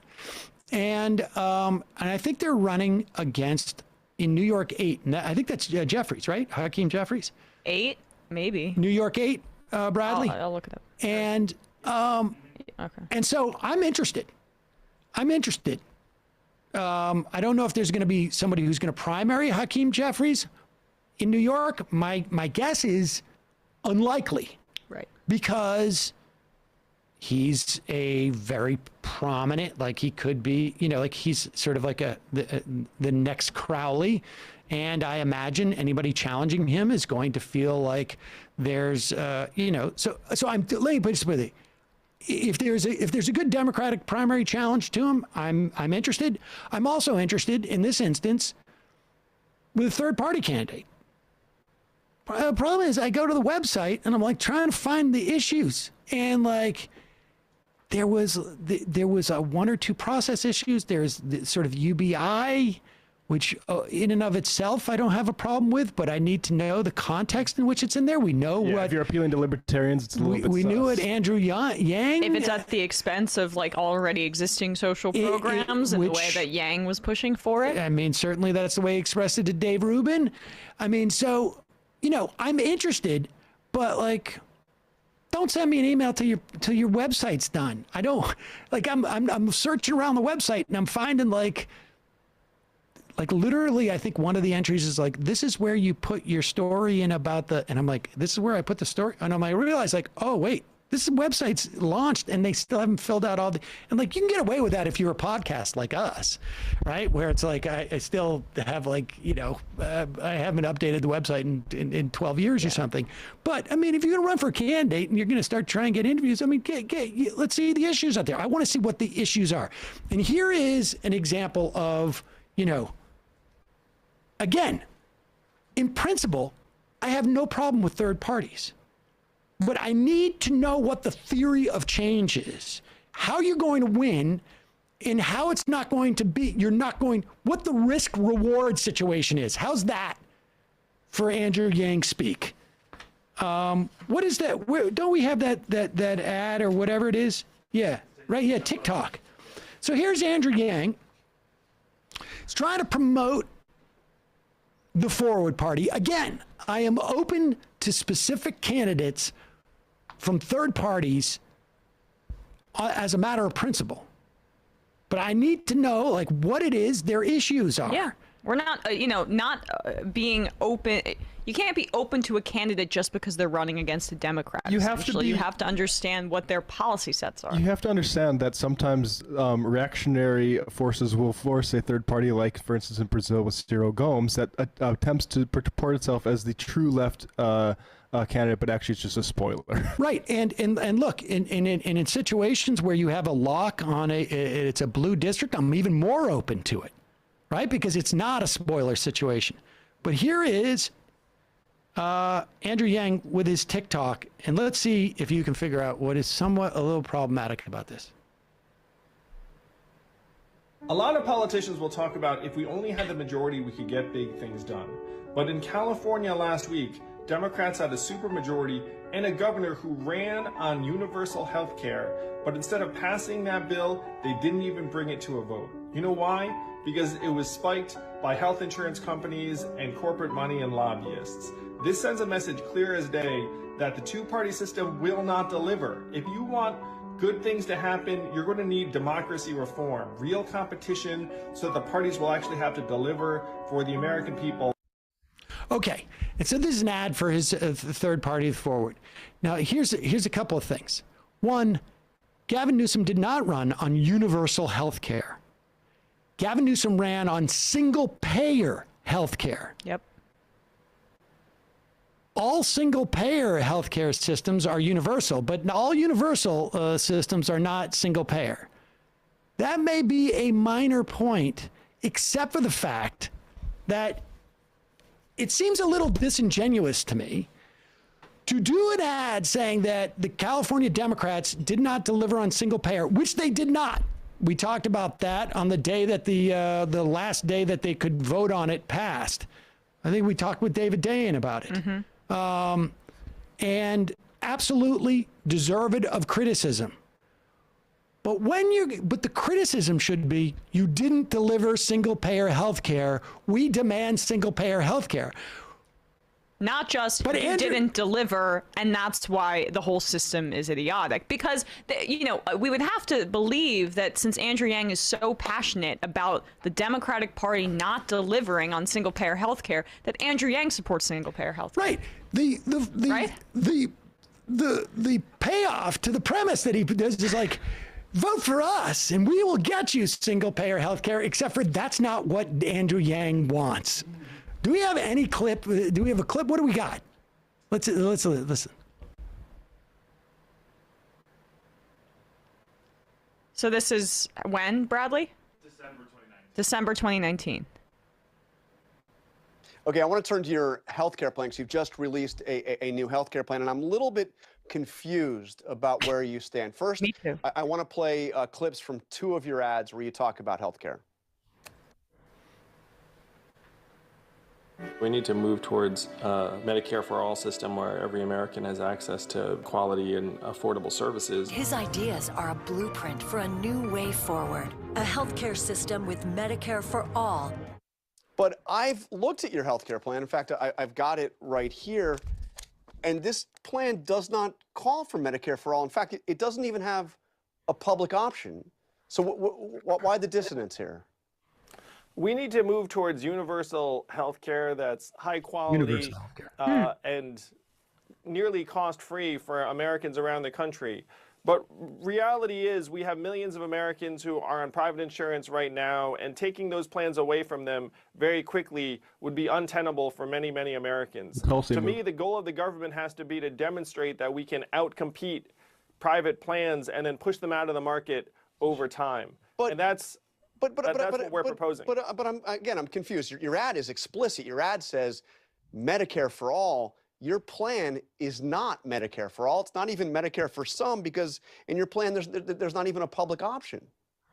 Our plan is to expand a universal health care system to all Americans. Medicare for all is not the name of a bill. Medicare for all is universal health care for all Americans. But Medicare for all is Medicare for all, right? I mean, well, our health care plan would be based on Medicare and expanding it over time to more and more Americans. You lower the eligibility age and then you make it widely accessible. Okay. Okay, and a public option, incidentally, is the way that you have the public option compete. And if there's no public option, in other words, there's an explicit clip of him in 2019 saying a public option to compete with private insurance. So let's be real here. He does not want a single-payer health insurance.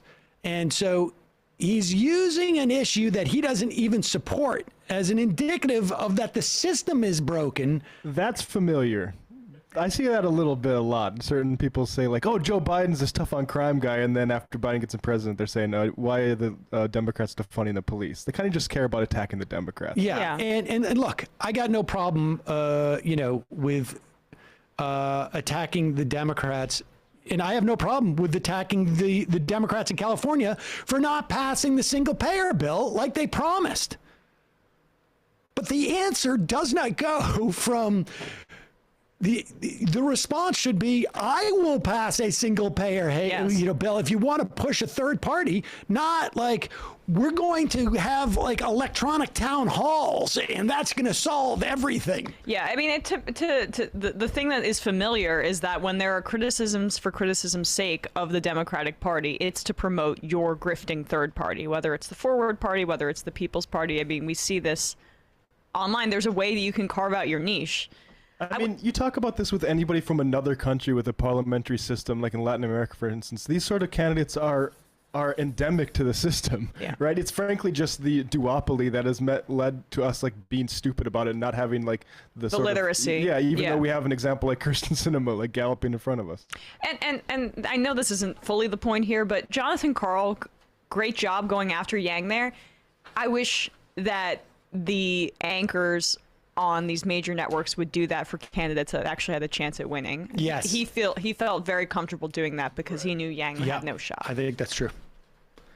Going to the IMs, Jonathan Armstead. My first IM to the show in 2016, I mentioned an article on how Ralph Nader wanted to use his presidential donations to build community centers that helped citizens interact with the government on things like parking tickets and organizing. Instead, the Green Party used the money for his 2004 presidential run. All these third-party candidates need to be asked what lesson from your past failure is going to help you build a movement. Otherwise, it's just Groundhog Day pageantry. Yes, exactly. Absolutely. It's like Green Partyism without the Green Party is what we're dealing with now. Today is the day after the Super Bowl. Yeah, I'm aware. And you don't strike me, Emma, as someone who placed a lot of bets and won a lot of them. Well, you know, I put a lot of money in the Odell Beckham Jr. over 59.5 yards pot, and he got injured after 52. So what do you want to say? What do you want to talk about? I know you. Do you want to talk more about it? Well, I can see that you don't. So let's talk about some of the ads. This was pretty funny. The Nation's Natalie Scher and I guess a friend of hers saw Candace Owens tweeting about the Super Bowl halftime show. And I Natalie's actually not blocked. I'm blocked by Candace, so I can't see this stuff. I wasn't on Twitter, but I actually enjoyed it. And I can't say that for most Super Bowl halftime shows. It was good. Yeah, it was good. It was just sort of like straightforward. It wasn't like a bunch of like fireworks jumping around. And it was about the city it was in. I mean, at least, part of it. It was very LA and it was in LA. I think that's cool. And I'm not in any way like a connoisseur of rap or of any type of like of this music, but these are all sort of major figures that the only thing that I was bummed about was that I really felt like with the set they had, which was impressive, there was two things. One, I was distracted by how it must have felt for the people who were sitting behind them. Yeah. Because I was like, wait, they're not seeing any of this. Like, nobody's turning around and even singing to the other side. And I felt bad about it. I've been to a Super Bowl, and, like, you can't see the I'm in the nosebleeds. Like, Madonna was facing the other way, on the other side of the field, too. She wasn't even, I think, at I'd be bummed if I'm first row at the 50-yard line, and they're all their backs to me. I'd be bummed about that. But I was like, whatever. Okay, I don't care. They were probably facing that whole celebrity box was there with Kanye and all those guys. I was like, but at the end, I was like, screw them. They spent, if you got that kind of money to go see the game, like, deal with it. Right. But then I thought also that Eminem should have done parkour from in between, like, at least, moved along. But why him? Is he physically able? He's older at this point. Well, everybody was older. I mean, that was the other thing. I don't know if parkour is in his wheelhouse. I'm not saying he's got to do full-on parkour, but I mean, someone could have done parkour. Somebody could have done the sets, but the point is, I enjoyed it. Okay. And this was something that apparently I shared with Candace Owens. Do we have this up here? That's bipartisanship. Yeah. Candace Owens, this is an excellent Super Bowl halftime performance, undeniable hip hop and R&B excellence, and I was in it was cool agreement. Yeah. It's Mary J. agreeable Blige. sentiment. And then but But her fans I don't wonder what like she it. thinks about the knee that Eminem took. But Yeah, I mean, but maybe- which I didn't even see, but apparently he had a meeting with NFL executives and they said, no, you cannot. And he took a knee anyway. And the NFL's denying that now. But Yeah, anyway. sure. And so Robert M., R2 Logan 57 on Twitter, wrote, worst ever. And like usual, the NFL has to push the diversity crap. But yet there was no diversity. You mean the NFL where 70 to 75% of its players are Wait. black? That's and then they have artists that represents them. And there was also a white rapper too. Bradley, but- Google, as we look at this and talk about it, just Google that poll that came out. No, put that back up. But don't do it. Somebody else Googled the poll that was taken the other day about the Republicans feeling like the NFL is doing too much for black people. Worst ever. And like usual, the NFL has to push the diversity crap, yet there was no diversity. So in other words... Some viewpoint diversity on the halftime show. Diversity... What he's complaining is, why were they just pushing the hip hop and the R&B? Because there was a white rapper, there was Eminem there. Yeah, exactly. But it's all rap. It's all hip hop and all R&B. Maybe a rock musician and a hip hop artist, each one doing a performance, then let the crowd decide who gets the bigger cheer. So we got to make this a competition. Why would you make it a competition between rap and rock? First of all, we know who's going to win, and it's not going to be rock. Like we get the who are third eye blind out there. Like no one. That was the big thing that years ago when Billboard charts went computerized. All of a sudden, like within literally like a day, everybody realized, like, wait a second, Phil Collins isn't the biggest musician in the country.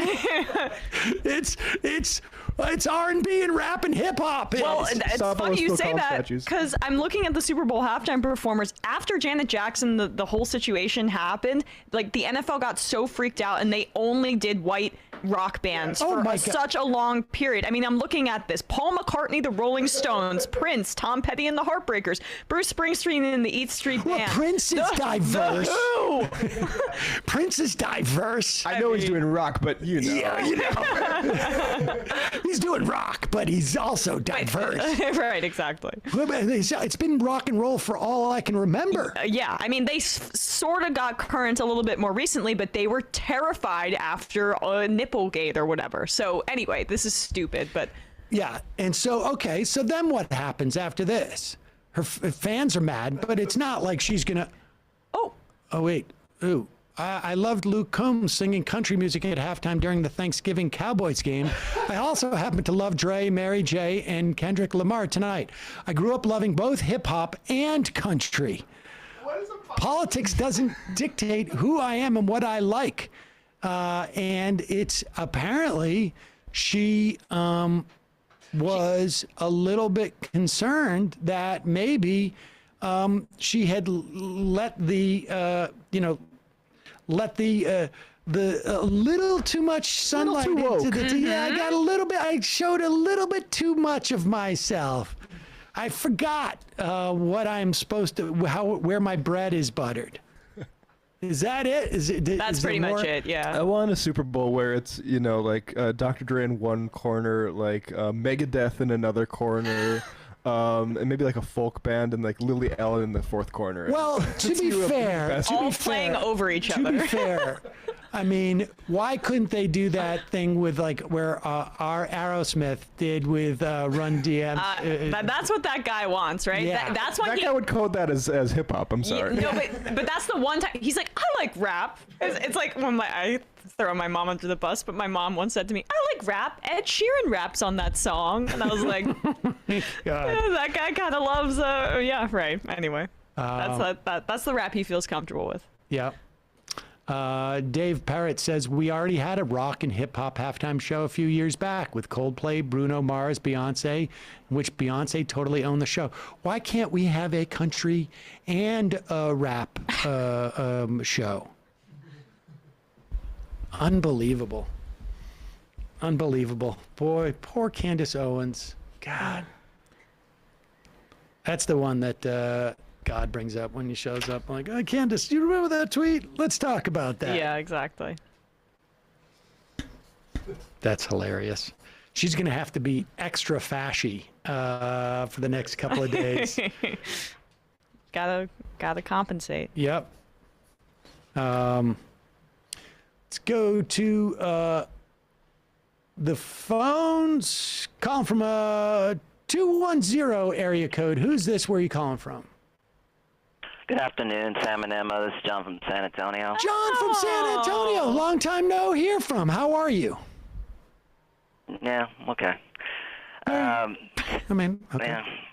So, yeah, I got a correction from your opening, Sam. Appreciate this. Texas did not overturn the law concerning mail-in voting on Friday. A court in San Antonio did overturn one aspect of the law that said the election officials could not mail out to potential voters, ballots, but candidates and organizations can send out ballots. The judge said that that it violated the First Amendment protections of election officials. I'm quite sure I said the Texas he blocked the ban, right, on mail-in ballots. Blocked the ban. But it's not blocking a ban, though. I mean, it's for judges. I mean, the big issue has been on the mail-in ballots that's gotten all the press is the fact that you have to actually put down either the last four numbers as your Social Security number or your driver's license, but it has to match with your original application. And so about, let's say, 40 to 50% of them are being rejected because people can't remember what they put on their original application. Oh, okay. So it's a way of voter suppression. So maybe you did. Maybe I misunderstood you, but I mean. Yeah, I mean, I think I stated it right. He temporarily blocked. This is just like they just enjoined the state from enforcing the rule against these mail-in ballots. But it's just for election officials. So that's what the whole court battle was over, was just on that one aspect from the election officials. The election officials are the ones that sued the state. Okay, so other groups can send it out. Right. That's what's so weird about it. I mean, candidates can send it out, or activist groups can send it out, but election officials can't. And election officials felt like they had their hands tied, and it was a First Amendment violation, and the court agreed with them. Okay, so election officials are going to be able to mail it out, but that's good. Right, it is good, definitely. Okay. But I mean, the big thing would be to eliminate this whole thing about the the last four numbers of the Social Security, and also the other part with the driver's license, which is totally unnecessary, and that's what's causing tens of thousands of people to be in limbo and not know what's going to happen. So you don't know, you can't remember did I put my Social Security number or my driver's license number on there? Because that's not always the same. I don't know if it's still. I mean, I know at one point it was the same number, at least in either Massachusetts or New York, and you'd have to opt out to get a separate number. But presumably in Texas, it's not the same number. And yeah, having to remember, you can't say, can you tell me the first three numbers? And I'll tell you the last four numbers. Right. So anyway, early voting started today in primaries for the federal House races and other down-ballot races in Texas. I enjoyed Emma's interview last Thursday with Justice Democrats endorsed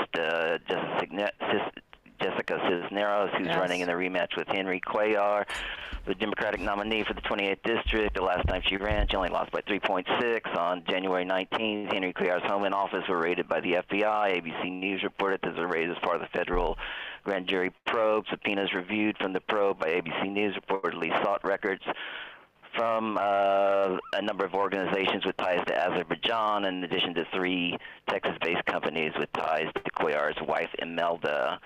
So AOC came to both San Antonio and Austin to promote Jessica Cisneros and Greg Kazar. AOC talked about Cuellar. She said Representative Cuellar dedicated to put his name in his mouth, so let's talk about it. Cuellar's bankrolled by big money and is hostile to organized labor, citing the pro-act opposition. He does not believe in reproductive right. That's unacceptable today, tomorrow, and forever. Cisneros is for Medicare for All, Green New Deal, and has a 1-point lead in the Rasmussen poll before the raid. 28th District been redrawn to most of southeast San Antonio. Is included in the district, while the old maps only included a small portion of the suburbs of northeast Barrett County, the county that encompasses San Antonio, which is the 7th largest city in America. This should help Cisneros. Biden only won the district by 4 points, but if the new maps were in place, Biden would win the district by 7 points. Cuellar did win the district in the general by 19 points. So there's a lot of conservative voters in the district. Just like so many primaries between progressive and conservatives, a lot of what happened will come down to turnout from Gen Z and millennial voters. So Justice Democrats endorsed Greg Kazar. He's also the leading fundraiser for the race for the 35th District of Texas, which runs from San Antonio to Austin. Kazar raised $468,000 in the fourth quarter and is currently number 2 on my list of most likely progressives to win a seat in Congress. His closest competition comes from State House Representative Eddie Rodriguez, who raised $248,000. Who's number 1? Actually, I got this guy named Maxwell Frost. He's running in Val Demings district. I mean, he hasn't received a lot of publicity, but he's not endorsed by too many people. But he's raised $400,000, which is like $300,000 more than his strongest competitor. And I think he's pretty good. I mean, I think it's just a matter of time. Of course, before he gets more publicity. I mean, it's a heavily Democratic district, and I think he's going to win. Where is Cisneros on your ranking? I got her at number 5, just because Cuellar has he has a lot of old school people who back him in Laredo, and a lot of people are conservative too, and that whole district goes through the whole Eagle Ford Shale area, where that's why all these people voted. Clinton won that district by 19 points, and like I said, Biden only won it by 4, right. And so a lot of that is just they've had all this money come into this area, and it's like improved schools and everything, and he's actually persuaded a lot of people, just as far as a financial situation. But even with the investigation into him, you still think that holds? Yeah, no, I still think that Cisneros is the favorite, but one thing, there's another candidate running, Tanya Benavides, who you could have.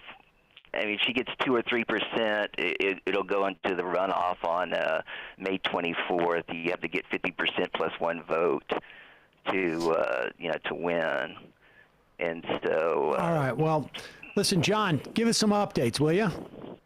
All right. So all right. Okay. Sounds good. All right. Talk to you. Take care. Bye-bye. Thanks for the call, bye. Appreciate it. Thanks, John. Chris Burdick, IMs, you need to offer a new membership level where members who pay a certain amount can, that just popped out of there. Where the heck did that go?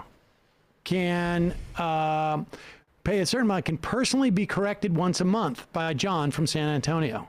That would be a great service. Would be fun. Yep. Let's go back to the phones. Calling from a 317 area code. Who's this? Where are you calling from? Hey, is this me? Yeah. Nice. I guess not long time. My name, yeah. Keegan from Indiana. I'm Kirby4242 on Discord. Okay. And I'm a grad student who works in environmental green technology. And I wanted to call and talk about concrete because I was reading a recent editorial out of Nature about the concrete footprint.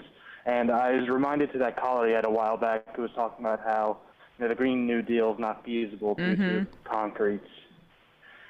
So one of the things that stuck out to me is that like 8% of global emissions caused by humans comes from cement, which is a kind of a wild number. You kind of like have to wonder where the heck that actually comes from. There are two main sources that CO2 emissions come from in the concrete production process.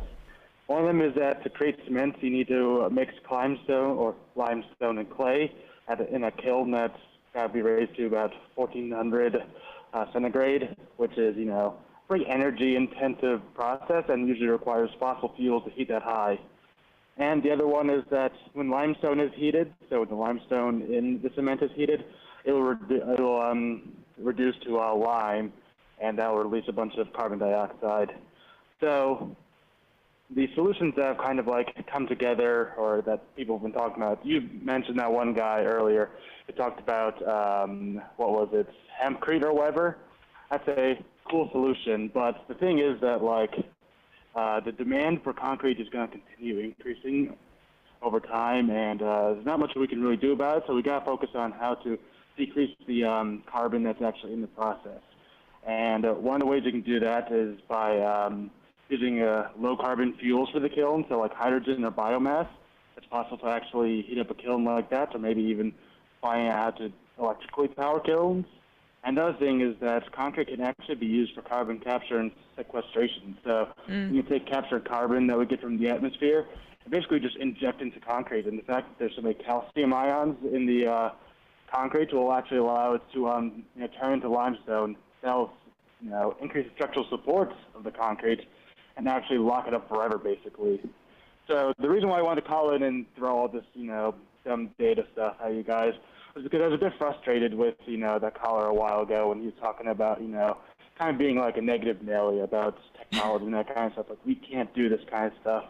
And that stuff kind of just frustrates me as a researcher because, we're trying our best to, increase or work through the technology. And there's so many, especially through, fossil fuel-funded propaganda of, oh, yeah, wind power is never going to be feasible, solar power, oh, come on, look at all these problems. Right. The thing is that there are a lot of problems with green technology, but as a researcher, problems are, really exciting. Like, there's a new avenue to go down, new things to work on, and new ways to make the technology more efficient. But in the, the press, in the public, it's almost seemed like why don't we go for fossil fuels? It is, I will say this, it is amazing to hear people say, and we do hear people say this, that technology will save us from climate change, that we will develop the technology to, whatever it is, to deal with climate change. But at the same time, technology can't figure out a way in which to create concrete without burning fossil fuel. I mean, it is a sort of... it's ridiculous. The possibilities are limitless except for all of these limits. Exactly. But appreciate the call. Thanks, man. Thank you. Thank you. Bye. Love the term negative Nelly, gotta say. Love the usage. I usually hear negative Nancy, but wait, men are negative too. Absolutely. Negative Nancy. Yeah. Negative Nelly. I've always used negative Nancy. I think they're interchangeable. Yeah, but which one do you use? I've only ever heard negative Nancy. Yeah, I'm probably a Nancy guy also. Yeah. Oh, you're a Nancy guy, huh? Sorry.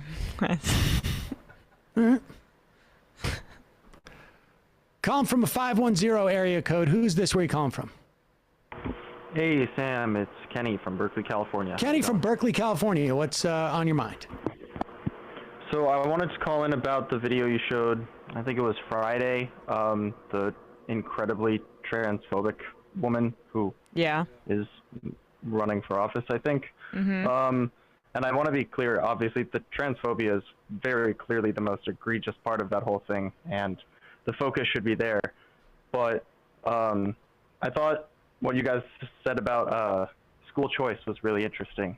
I think it's often a red herring for the right, and I have a personal kind of experience with this. I have a family member who is a member of a local school board at a time that I do not wish that upon anyone. And it's interesting because they talk about school choice being a good thing as far as allowing students to go to, say, do farm training or learn a trade or something that other public schools in the area do offer. But that's not what the right has taken school choice to mean, and they're using it to basically undermine public education as a whole. Yeah, I agree. Cool. All right. Well, thanks for taking my call. That was easy. Well Appreciate it, said. Kenny. We don't have anything to add, really. Well, yes. Exactly. That's when you know you've. Right. That's ultimately, the why the elite right, this is useful to them is because it attacks public schools. It's why they also don't care if your hospitals get slammed, because they're going to try to buy up those too. You know, when I came in today, and everybody sensed my, that I was a little bit like, whatever, Valentine's Day. There was a real, question in the office. Like, Sam, why are you being so curmudgeonly? Why are you being so non-romantic? I mean, yeah, Matt was so up in arms. Matt was just like, this is not like you, Sam. Yeah, you need. Where's the romance in your life? So non-romantic, based upon what I know about you in your past, Sam. Matt said to me, and I said, I don't know. It just feels like it's not as romantic of a time. And we weren't quite sure why, but we did a little bit of research and we found the answer. Here is Donald Trump calling into Fox and Friends just this weekend, and he really laid it out. Just the numbers, our country was thriving. We were just beating everybody. And by the way, charging China massive taxes and tariffs, taking in hundreds of billions of dollars. We never took in 10 cents. And they viewed it as a romantic period, I think. And I think that's really why it's doing so well, because there is a lot of romance to the book. It was, despite all of the vicious hoaxes and scams that they pulled and made up stories like Russia, Russia, Russia. You had the Mueller, you had impeachment hoax number 1, impeachment hoax number 2. Despite all of that, they view it as a very glamorous time because our country was doing so well, and we were respected. Putin respected us, and President Xi of China respected us. Kim Jong-un respected us. They all did. I tell you, Iran really respected us. They weren't doing a thing, and now they're going to have. Now they don't even talk to the United States. They won't even talk, and they want money. They want billions and billions of dollars just to sit down. And people viewed it as a very beautiful and maybe romantic time in a sense, despite all of the nonsense by the other side. And the radical left, I call it, because that's what it is. They're sick. So it was a beautiful time, and people loved it. And that's and when I heard that, I was like, yes, that's why I'm so jaded about Valentine's Day, because Donald Trump, during the Trump era, Valentine's Day was much more romantic. Everything was. Except for the impeachment, though. That was a real boner killer. It was it was like romantic, and then just sort of like a pause because of the hoax. And a lot of hoax stuff, but then otherwise it was like the summer of '69 all over again. Yeah.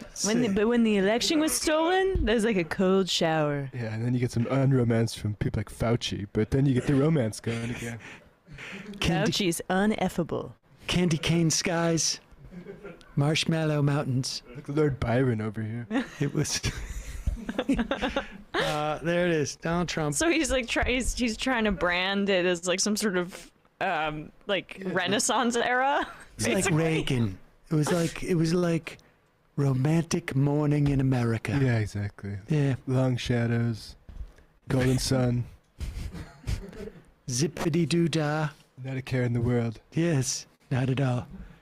Except for the hoaxes And the radical, dirty left. Fake news.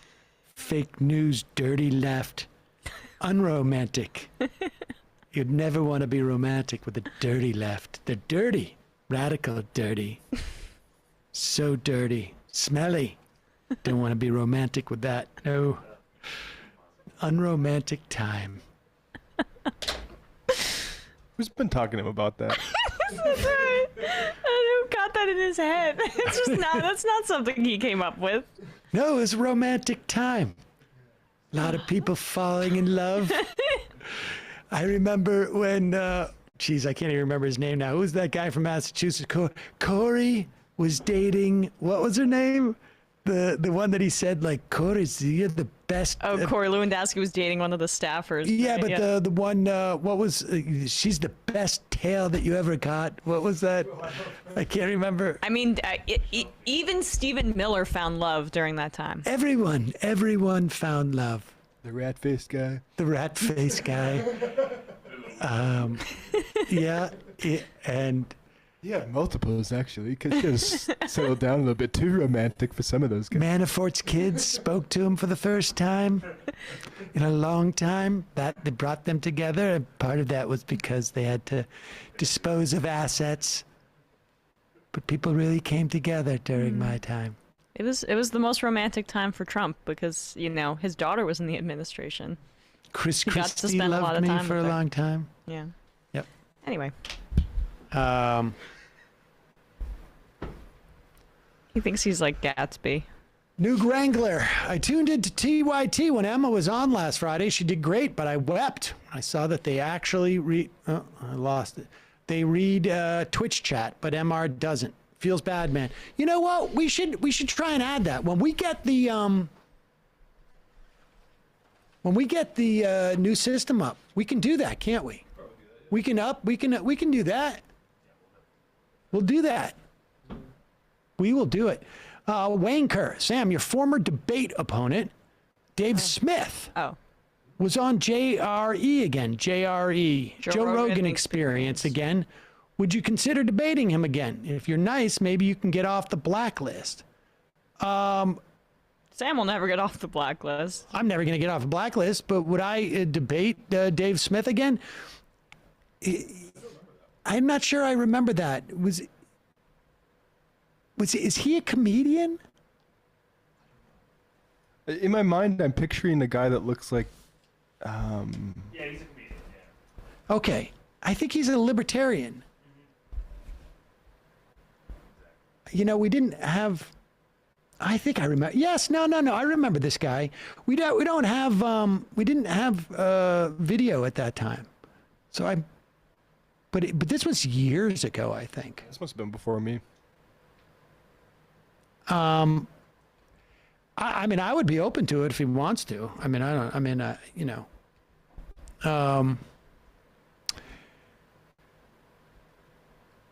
I think people know that I'm open to that. Calling from a 509 area code. Who's this? Where are you calling from? Hello? Hello? Is this me? Yes? Hello? Hi. Oh, hi. Sam, this is Brett. I'm calling here with my wife, Heather. You have disparaged us for several years now. I've kept my mouth shut because I'm an ideas guy. Right. We should just say that you have a Horsehead podcast, right? Isn't Dark Horse. Oh, Dark Horse. Dark Horse. Right, correct. Has nothing to do with ivermectin, I should say. Okay. I mean, that seems like other than something to get out of the way, right? Okay, keep going. Right. Good thing you said that. That part was a coincidence. But I just want to say, you can say what you will about me and about my wife, but you keep Joe Rogan's name out of your filthy mouth, okay? He is my best friend, and he is maybe the most important man ever to have lived on this or any other planet. Wait a second. First off, I'm a little bit skeptical about him being your best friend, but even if that was the case, what makes him the most important person to have ever lived, let's just say this planet, never mind other planets? Sam, I want to talk to you about history, okay? Sorry? Do you understand how the Declaration of Independence was written? Okay, a lot of people think that this was Thomas Jefferson in a powdered wig, but it wasn't like that, okay? It was Thomas Jefferson sitting around with a bunch of his bros going, hey, pursuit of happiness, that's fucking wild. Okay, and so what I mean to say is not that Joe Rogan is the Thomas Jefferson of our time, but rather that Thomas Jefferson was the Joe Rogan of his time. So you've heard of Jesus Christ, correct? I know you're not of that persuasion necessarily, but you've heard of him. I've heard of Jesus Christ. Jesus comes across a certain way in the Bible, but really, he was a guy with his disciples, which is another word for bros, sitting around going, "You got a fucking post in your eye, bro. Don't talk about the speck in this guy's eye over here." And in other words, Jesus Christ was nothing more than the Joe Rogan of his time. Okay. Now, so if I understand, I mean, I sort of understand what you're saying, that he's just having conversations, or they were just having conversations that turned out to be right, or that everything in its time feels like just a conversation. Brett, what's the and Old then later, Testament? we understand. What's the Old Testament in this equation? Well, I think that if you look at Noah, he was a guy who was sitting around going, how big can this fucking boat be? And wouldn't it be fucking kind of cool if we got, like, every kind of tigers every and animal, tigers and shit. Oh, and you get them to bang. Let me just let me back that. Let's not just one, but two. So there's going to be all kinds of fucking on this big ass boat. But what if? That's fucking lit. But let's just use this thing with Noah just as an example, because you'll concede that. Sorry. The Joe Rogan of the Old Testament. Please. Yeah. Right. Okay. Call him by You'll his real concede, Noah, the Joe Rogan of the Old Testament.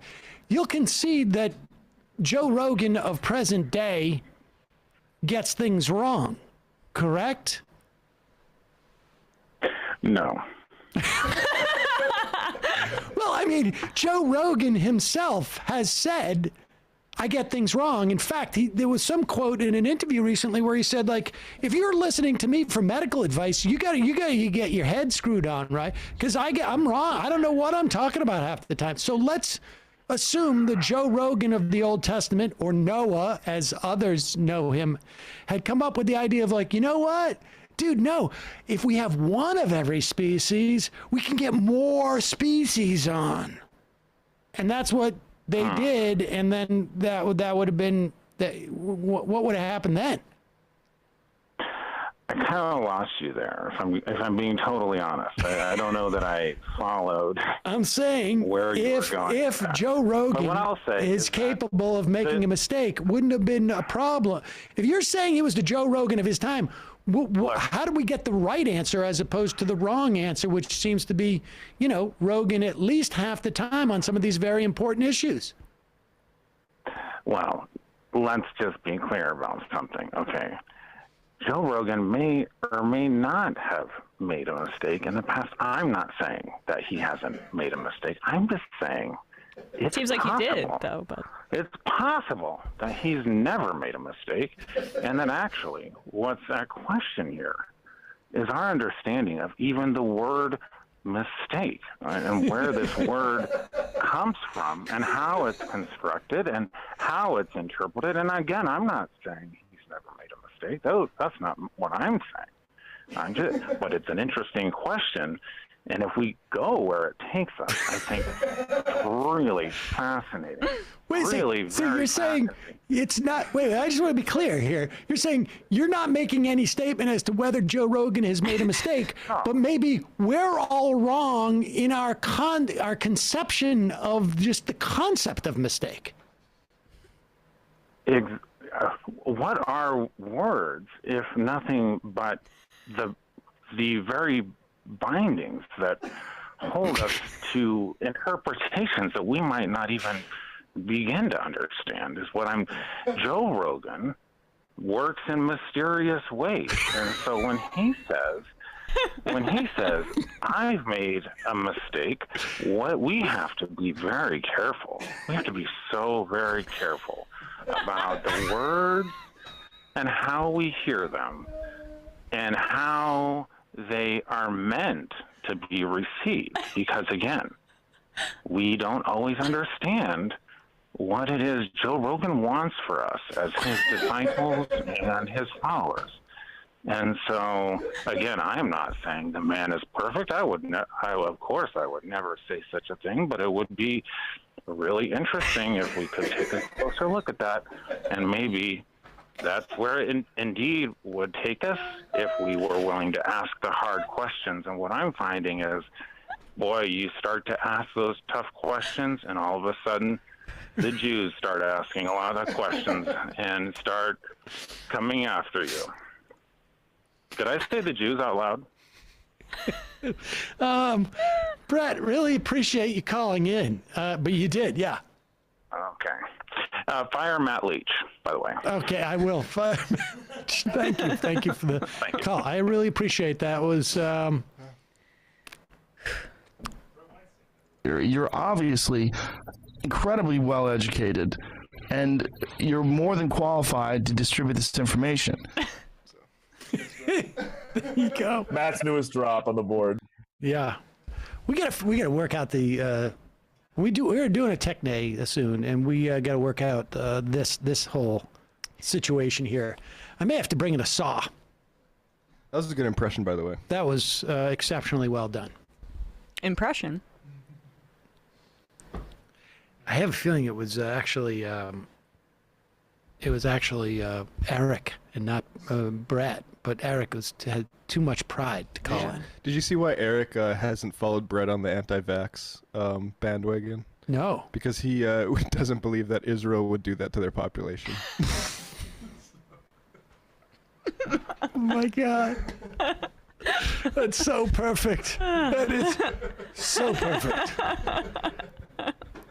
If Israel knew that the vaccinations were dangerous, then only Palestinians would have them. And so, therefore, I unfortunately cannot follow my brother down this path.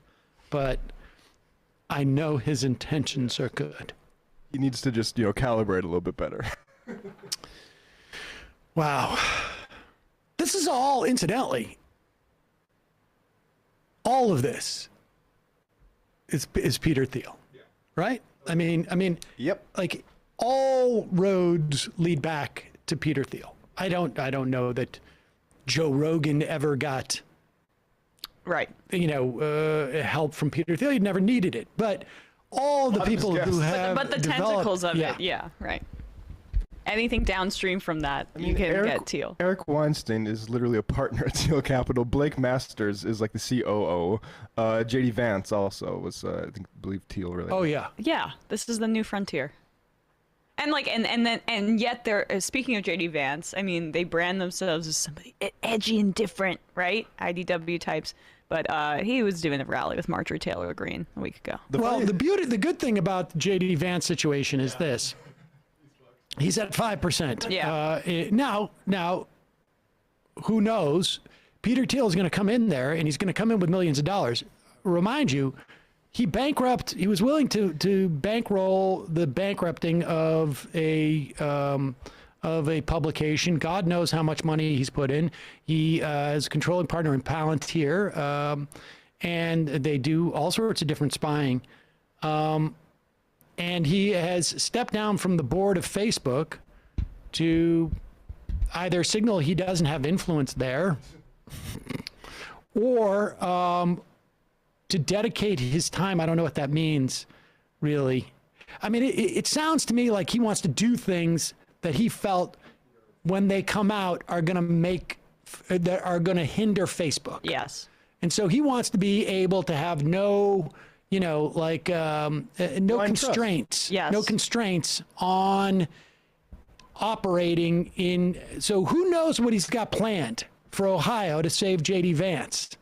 But I would not be surprised if you saw something like one or two candidates drop out because they have other business opportunities that form.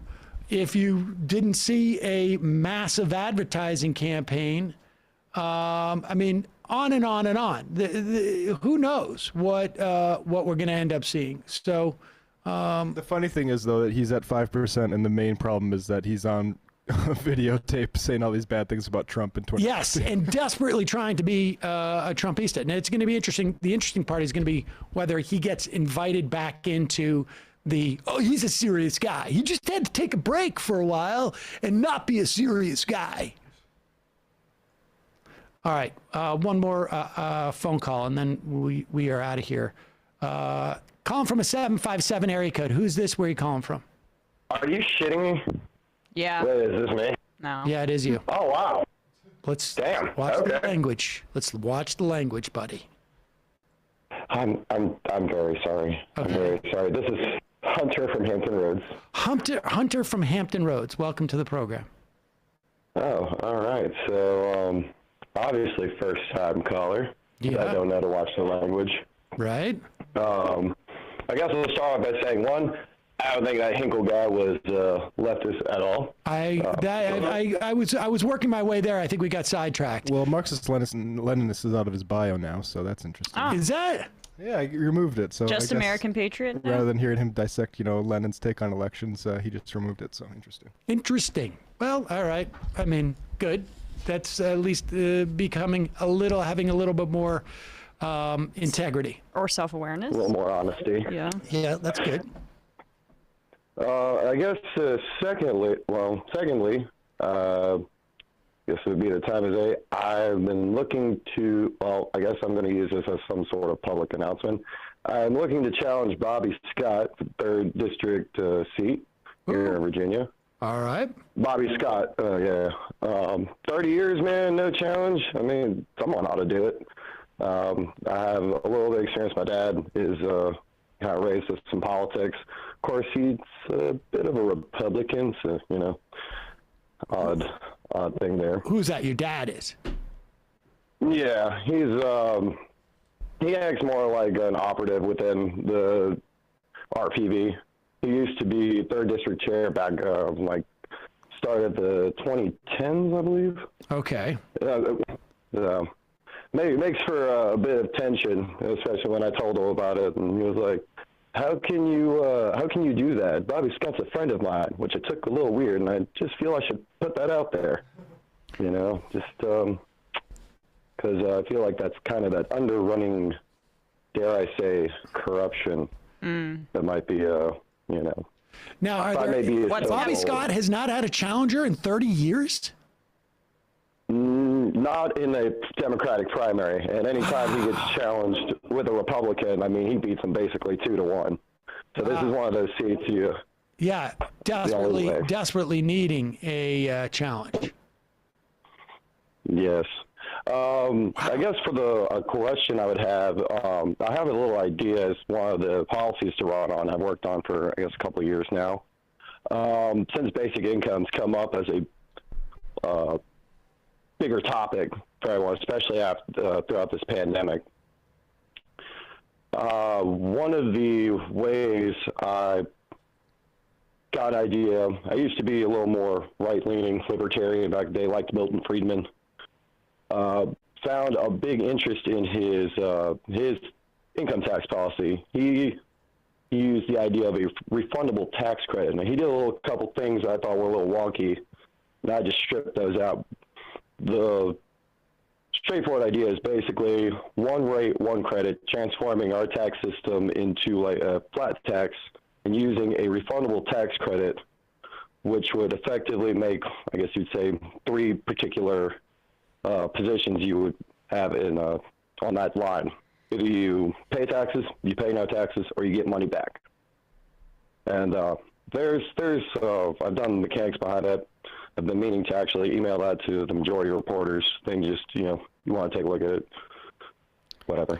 I mean, but and the idea of like a flat tax, like in your opinion, like what would be some of the, like what comes to mind for you? When I hear that proposal, I don't, my issues with that are more a function of the politics around it than the actual technical aspects of it.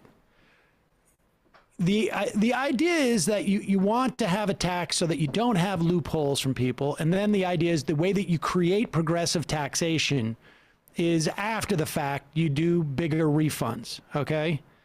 And I'm just not convinced that what won't happen after we jettison the idea of progressive taxation, that you're going to start to give those kickbacks less and less to people. I mean, and that's my biggest fear about it. And well, now, the neat thing about it is when you going through a bit of the mechanics, I major in math. I'm actually about to finish up college, thankfully. One of the nice things behind it, when you actually look at how the rate is done, you basically have a progressive tax. I would argue probably an even stronger progressive tax. that's what I'm saying. You get the progressiveness insofar as that you say, okay, everybody gets, let's say, I don't know, I'm just making up a number, 20% taxation, right? There's no loopholes. There's nothing this. It's so easy. Everybody pays it. But once you do that, or everybody gets 20% taxation over a certain threshold, right? Under this plan, there's a certain percentage of people who don't pay anything because they don't pass this threshold. And then the idea is that you kick back to people based upon their income levels. So you institute the progressiveness there. Actually, I would that's not the way I went about it. Mine's more of the credit is incorporated in. So you would go, you say you got 20%, you would, of course, you take someone's income, you say it's 50 grand. So they would normally pay 10 under just a regular flat tax. Right. Then, of course, like I guess you say, you would add that back. You would add the credit in, and of course, that would knock off however much, over. Okay, but how is that different than how is that different from our progressive taxation? More for the right now, I would say. Because I get earned income credit, I get child tax credits. The generalness of this tax credit would be different. Like it's basically the idea of just largely expanding the tax credits we have, probably just pulling them in together. But and why, kind of universalizing it. I mean, in a way. I'm not 100% sure, but this is also an indication that maybe as a political issue, it may be a little bit hard to articulate. I mean, if you're talking about looking for something to run on, how about, and I always find tax credits as like just a ridiculous sort of way of presenting this. It's just a way because people are afraid to say like government payments or support, government support for people. Like, I think you can just say, want to expand the support the government gave, just like they did with the so-called child tax credits. So you get a bonus, child bonus.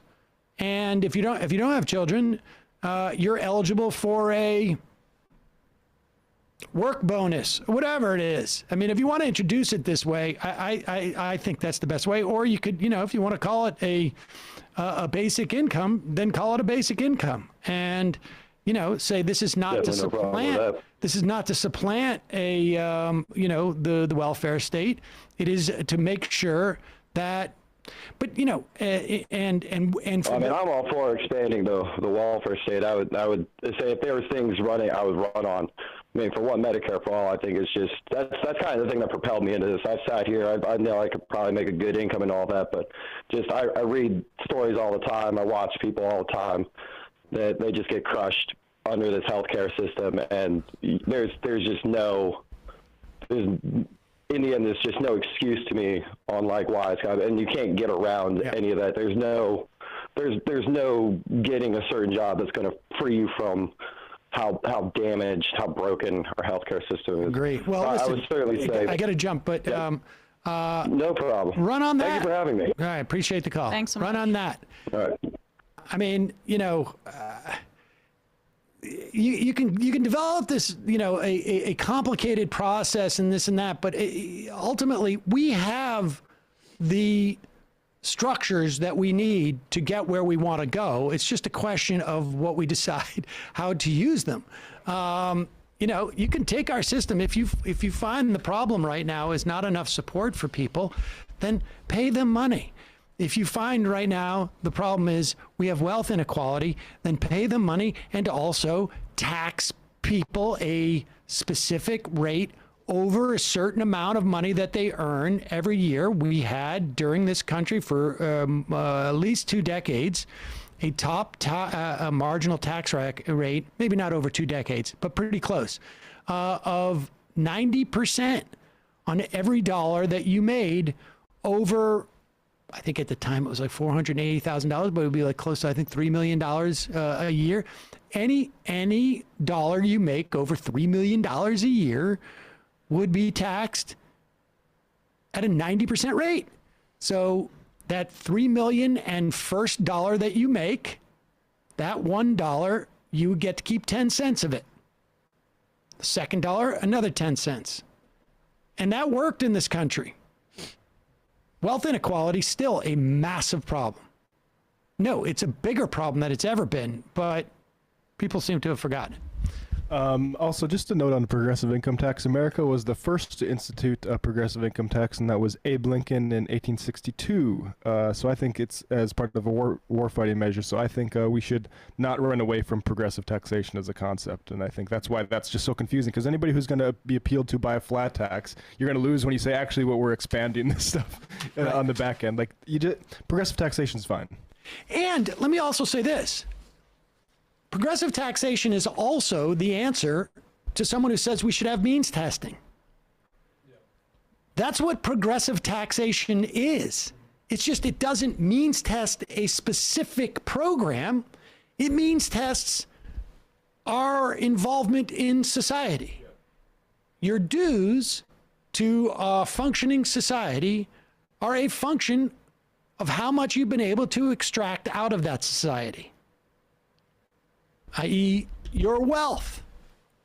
And we as a society decide what we want from our government, and progressive taxation is the way that we means test it. Also, just think about the incentives compared just historically, like the upper tax rate versus what the tax rate would have been in like the 50s or 60s, and what that incentivizes you to do. It incentivizes you to do way more exploitation because you can take a lot more of that home. Of course. All right, bunch of IMs. Let's do that, and then we'll get out of here. Big shout out to the Weinstein impersonator. Almost definitely the best impression I've heard from a caller. Almost definitely. So I don't want that caller to get too big a head. That caller's a pretty regular caller. The impression's so good that the IMer was unable to identify him. That's right. Seems to me.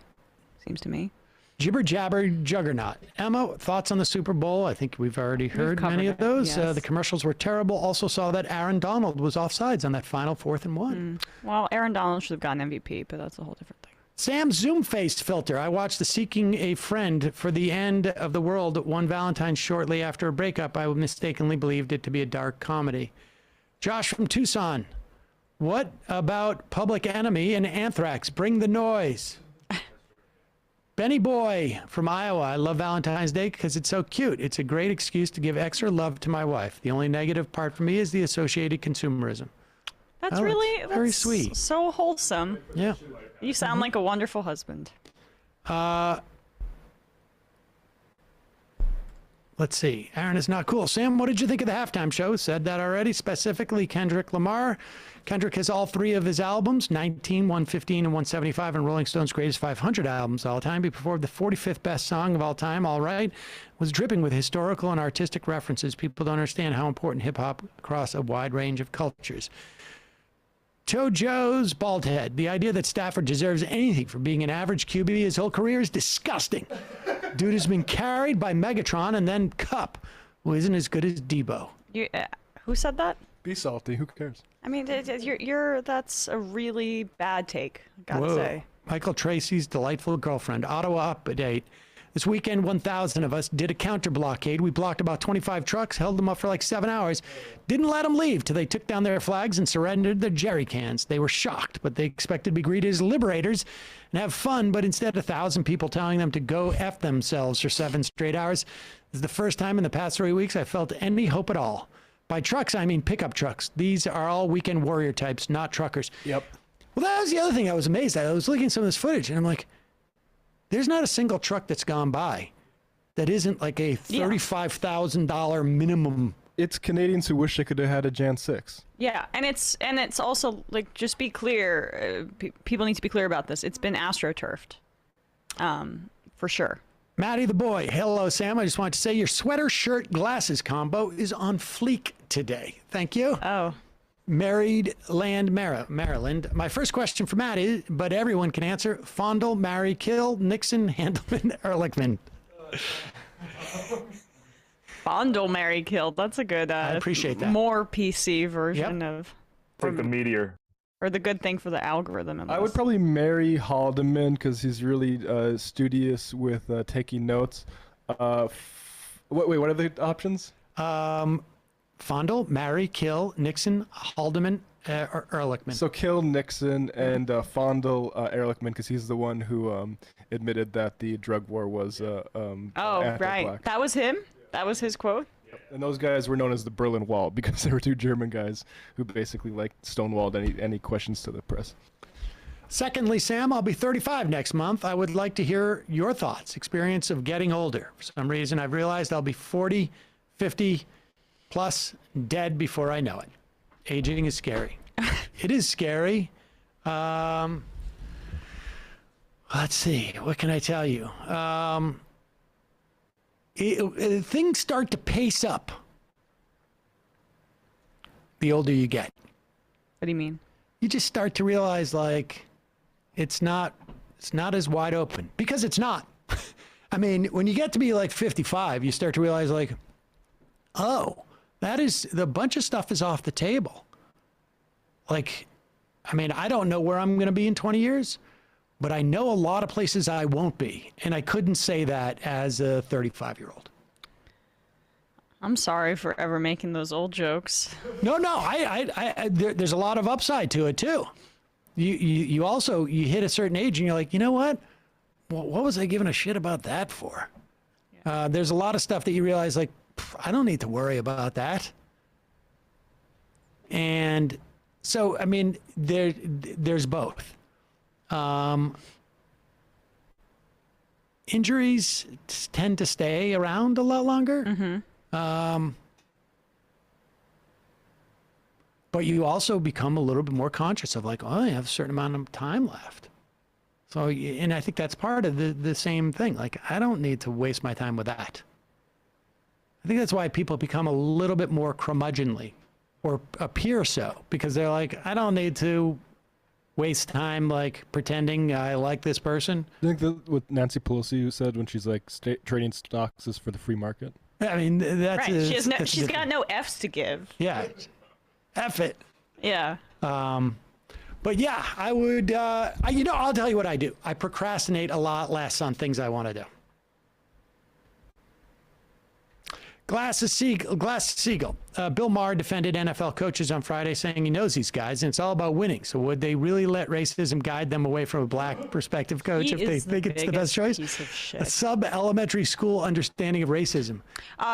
Urban Meyer and Bill Belichick chilling at Mar-a-Lago for a Super Bowl party. Just so you know. Also, even though I love Bill Belichick, so I can't even defend that. But. The Kaepernick thing was not just about winning. Oh, please! Yeah, of course. Of course.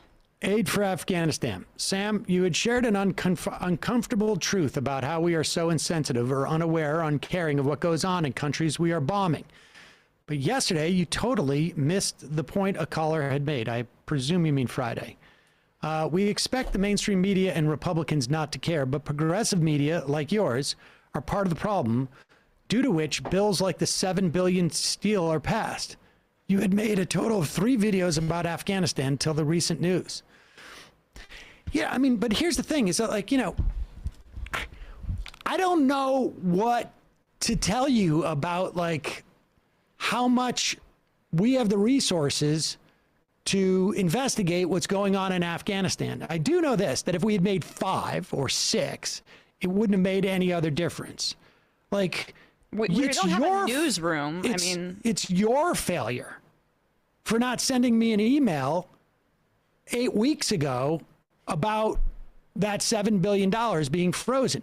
I can tell you this, that in the run-up to our, and over the course of the months before, I certainly talked a lot about what was going to happen when we left Afghanistan, and certainly said that, A, we were going to see horrible things come out of there, and we had a responsibility as a country to deal with it.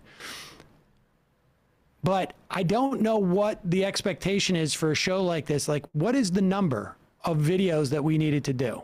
I should also say, like, if you've watched the show for any extended period of time, we don't put out videos like other shows do on YouTube. We talk about things and then we clip them up.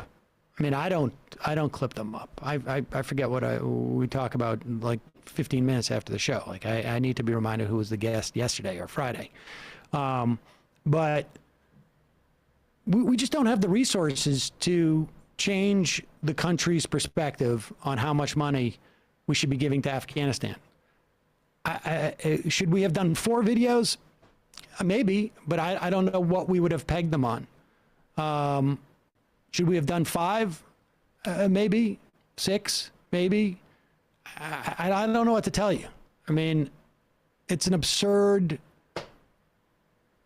point, really. I mean, what you should be doing is, after watching our first video, go and write letters to the editor. This is the way this works, incidentally, folks.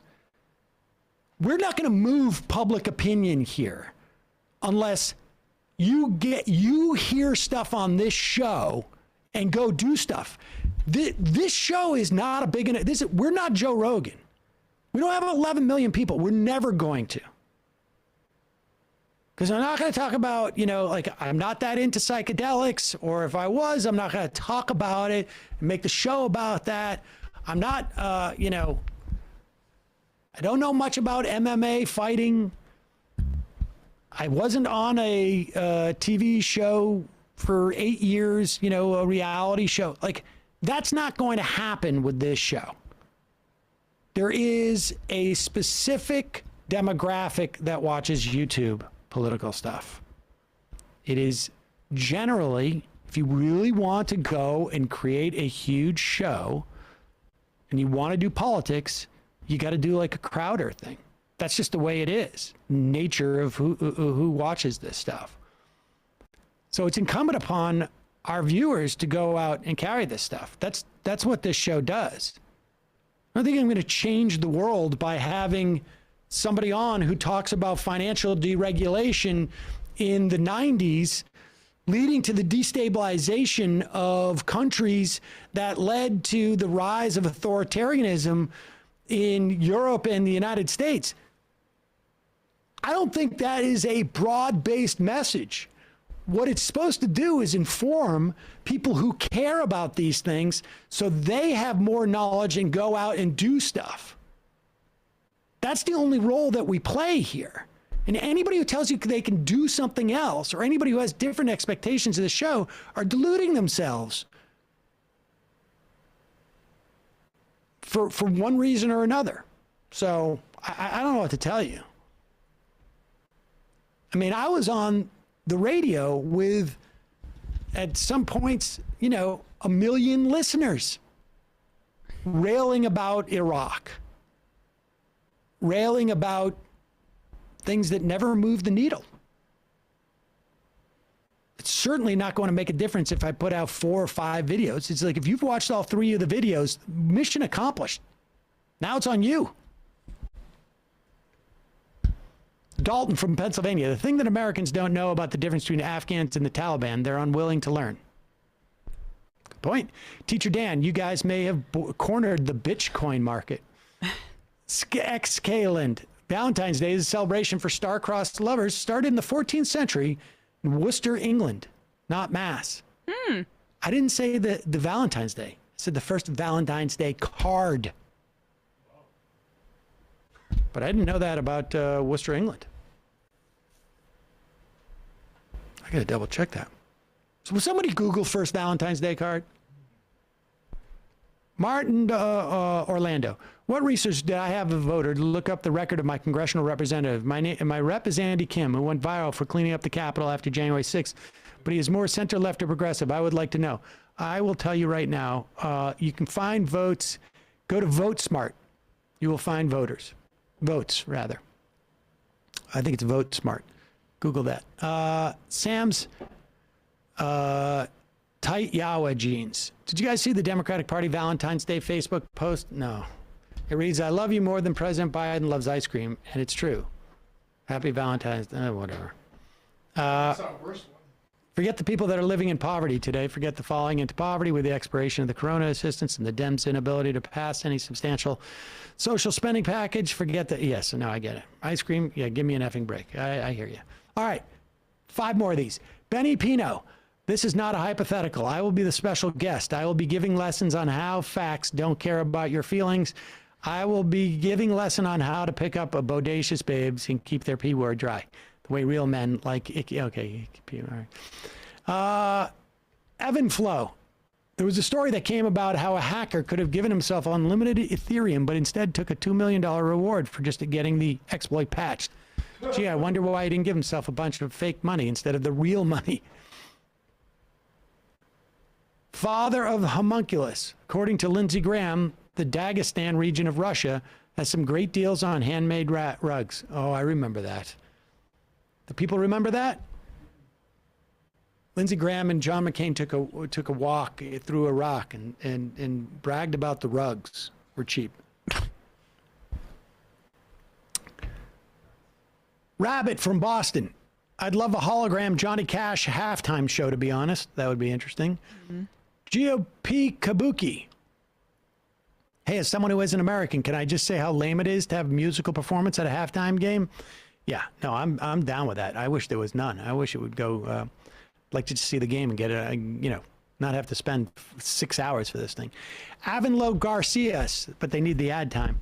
Ola Sam, when can we expect a nude campaign video like that of a Republican Texas Railroad Commissioner candidate? Quite frankly, if you would have done one for the BBB, we could have all been getting railroaded by big, sexy trains by now. I love you, Sam. JK, F you. That's okay. Nasty. Stephen Crowder. Sam is a free speech hater as he cut off the phones for his low-income callers. Changed my mind. What? I don't know what that means.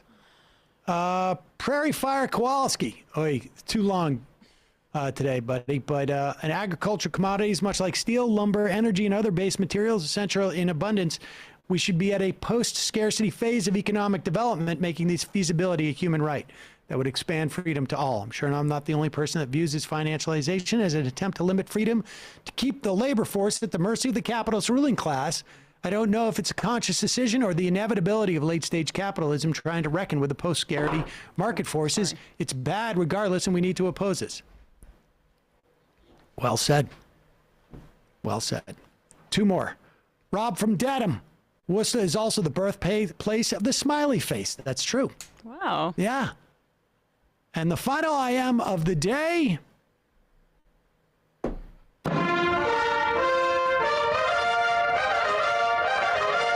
People need not have a solution to point out glaring problems.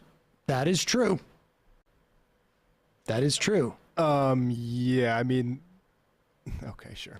Well, that is true. It's just that if you're pointing out glaring problems, then at least acknowledge that it's a glaring problem. The problem, if you're talking about Andrew Yang complaining about, I would have no problem with Andrew Yang making that criticism if he supported single payer, but he doesn't. So he's not. All he is saying is he is using the failure of Democrats to deliver Democrats to leverage that to deliver something that Democrats don't want. I'm sorry, we can also graduate beyond the point of like the two parties are bad, okay? We can get to a point beyond like, okay, well, what's the point about needing to do with it? And if it's this Green Party shit or this People's Party shit, I'm not interested. If it's independent socialists like Shama Swan or Robin Wanzi Warloba running in Minneapolis, then I'm a little bit more interested in it. But you actually have to have something positive. I'm sorry, you can't just, that's not something people need to diagnose. Everybody knows the two parties suck. Well, I will say this. Let me rephrase. People need not have a solution to point out glaring problems unless they're doing politics. And if they're doing politics, it's not just it's not just about being providing critique. If you're a politician and you're pointing out glaring problems, you are responsible for having a solution. He's providing a solution in his eyes, which is his the forward party. That's venture capital bullshit. He says that it's a solution. It's not, but like the point is that he's trying to steer you towards something in particular. But let him criticize. Just, come on, folks. That's Matt, Bradley, Emma, great job today. See you folks tomorrow. It might take all the strength I got to get to where I want, but I know somehow I'm gonna get there. I wasn't looking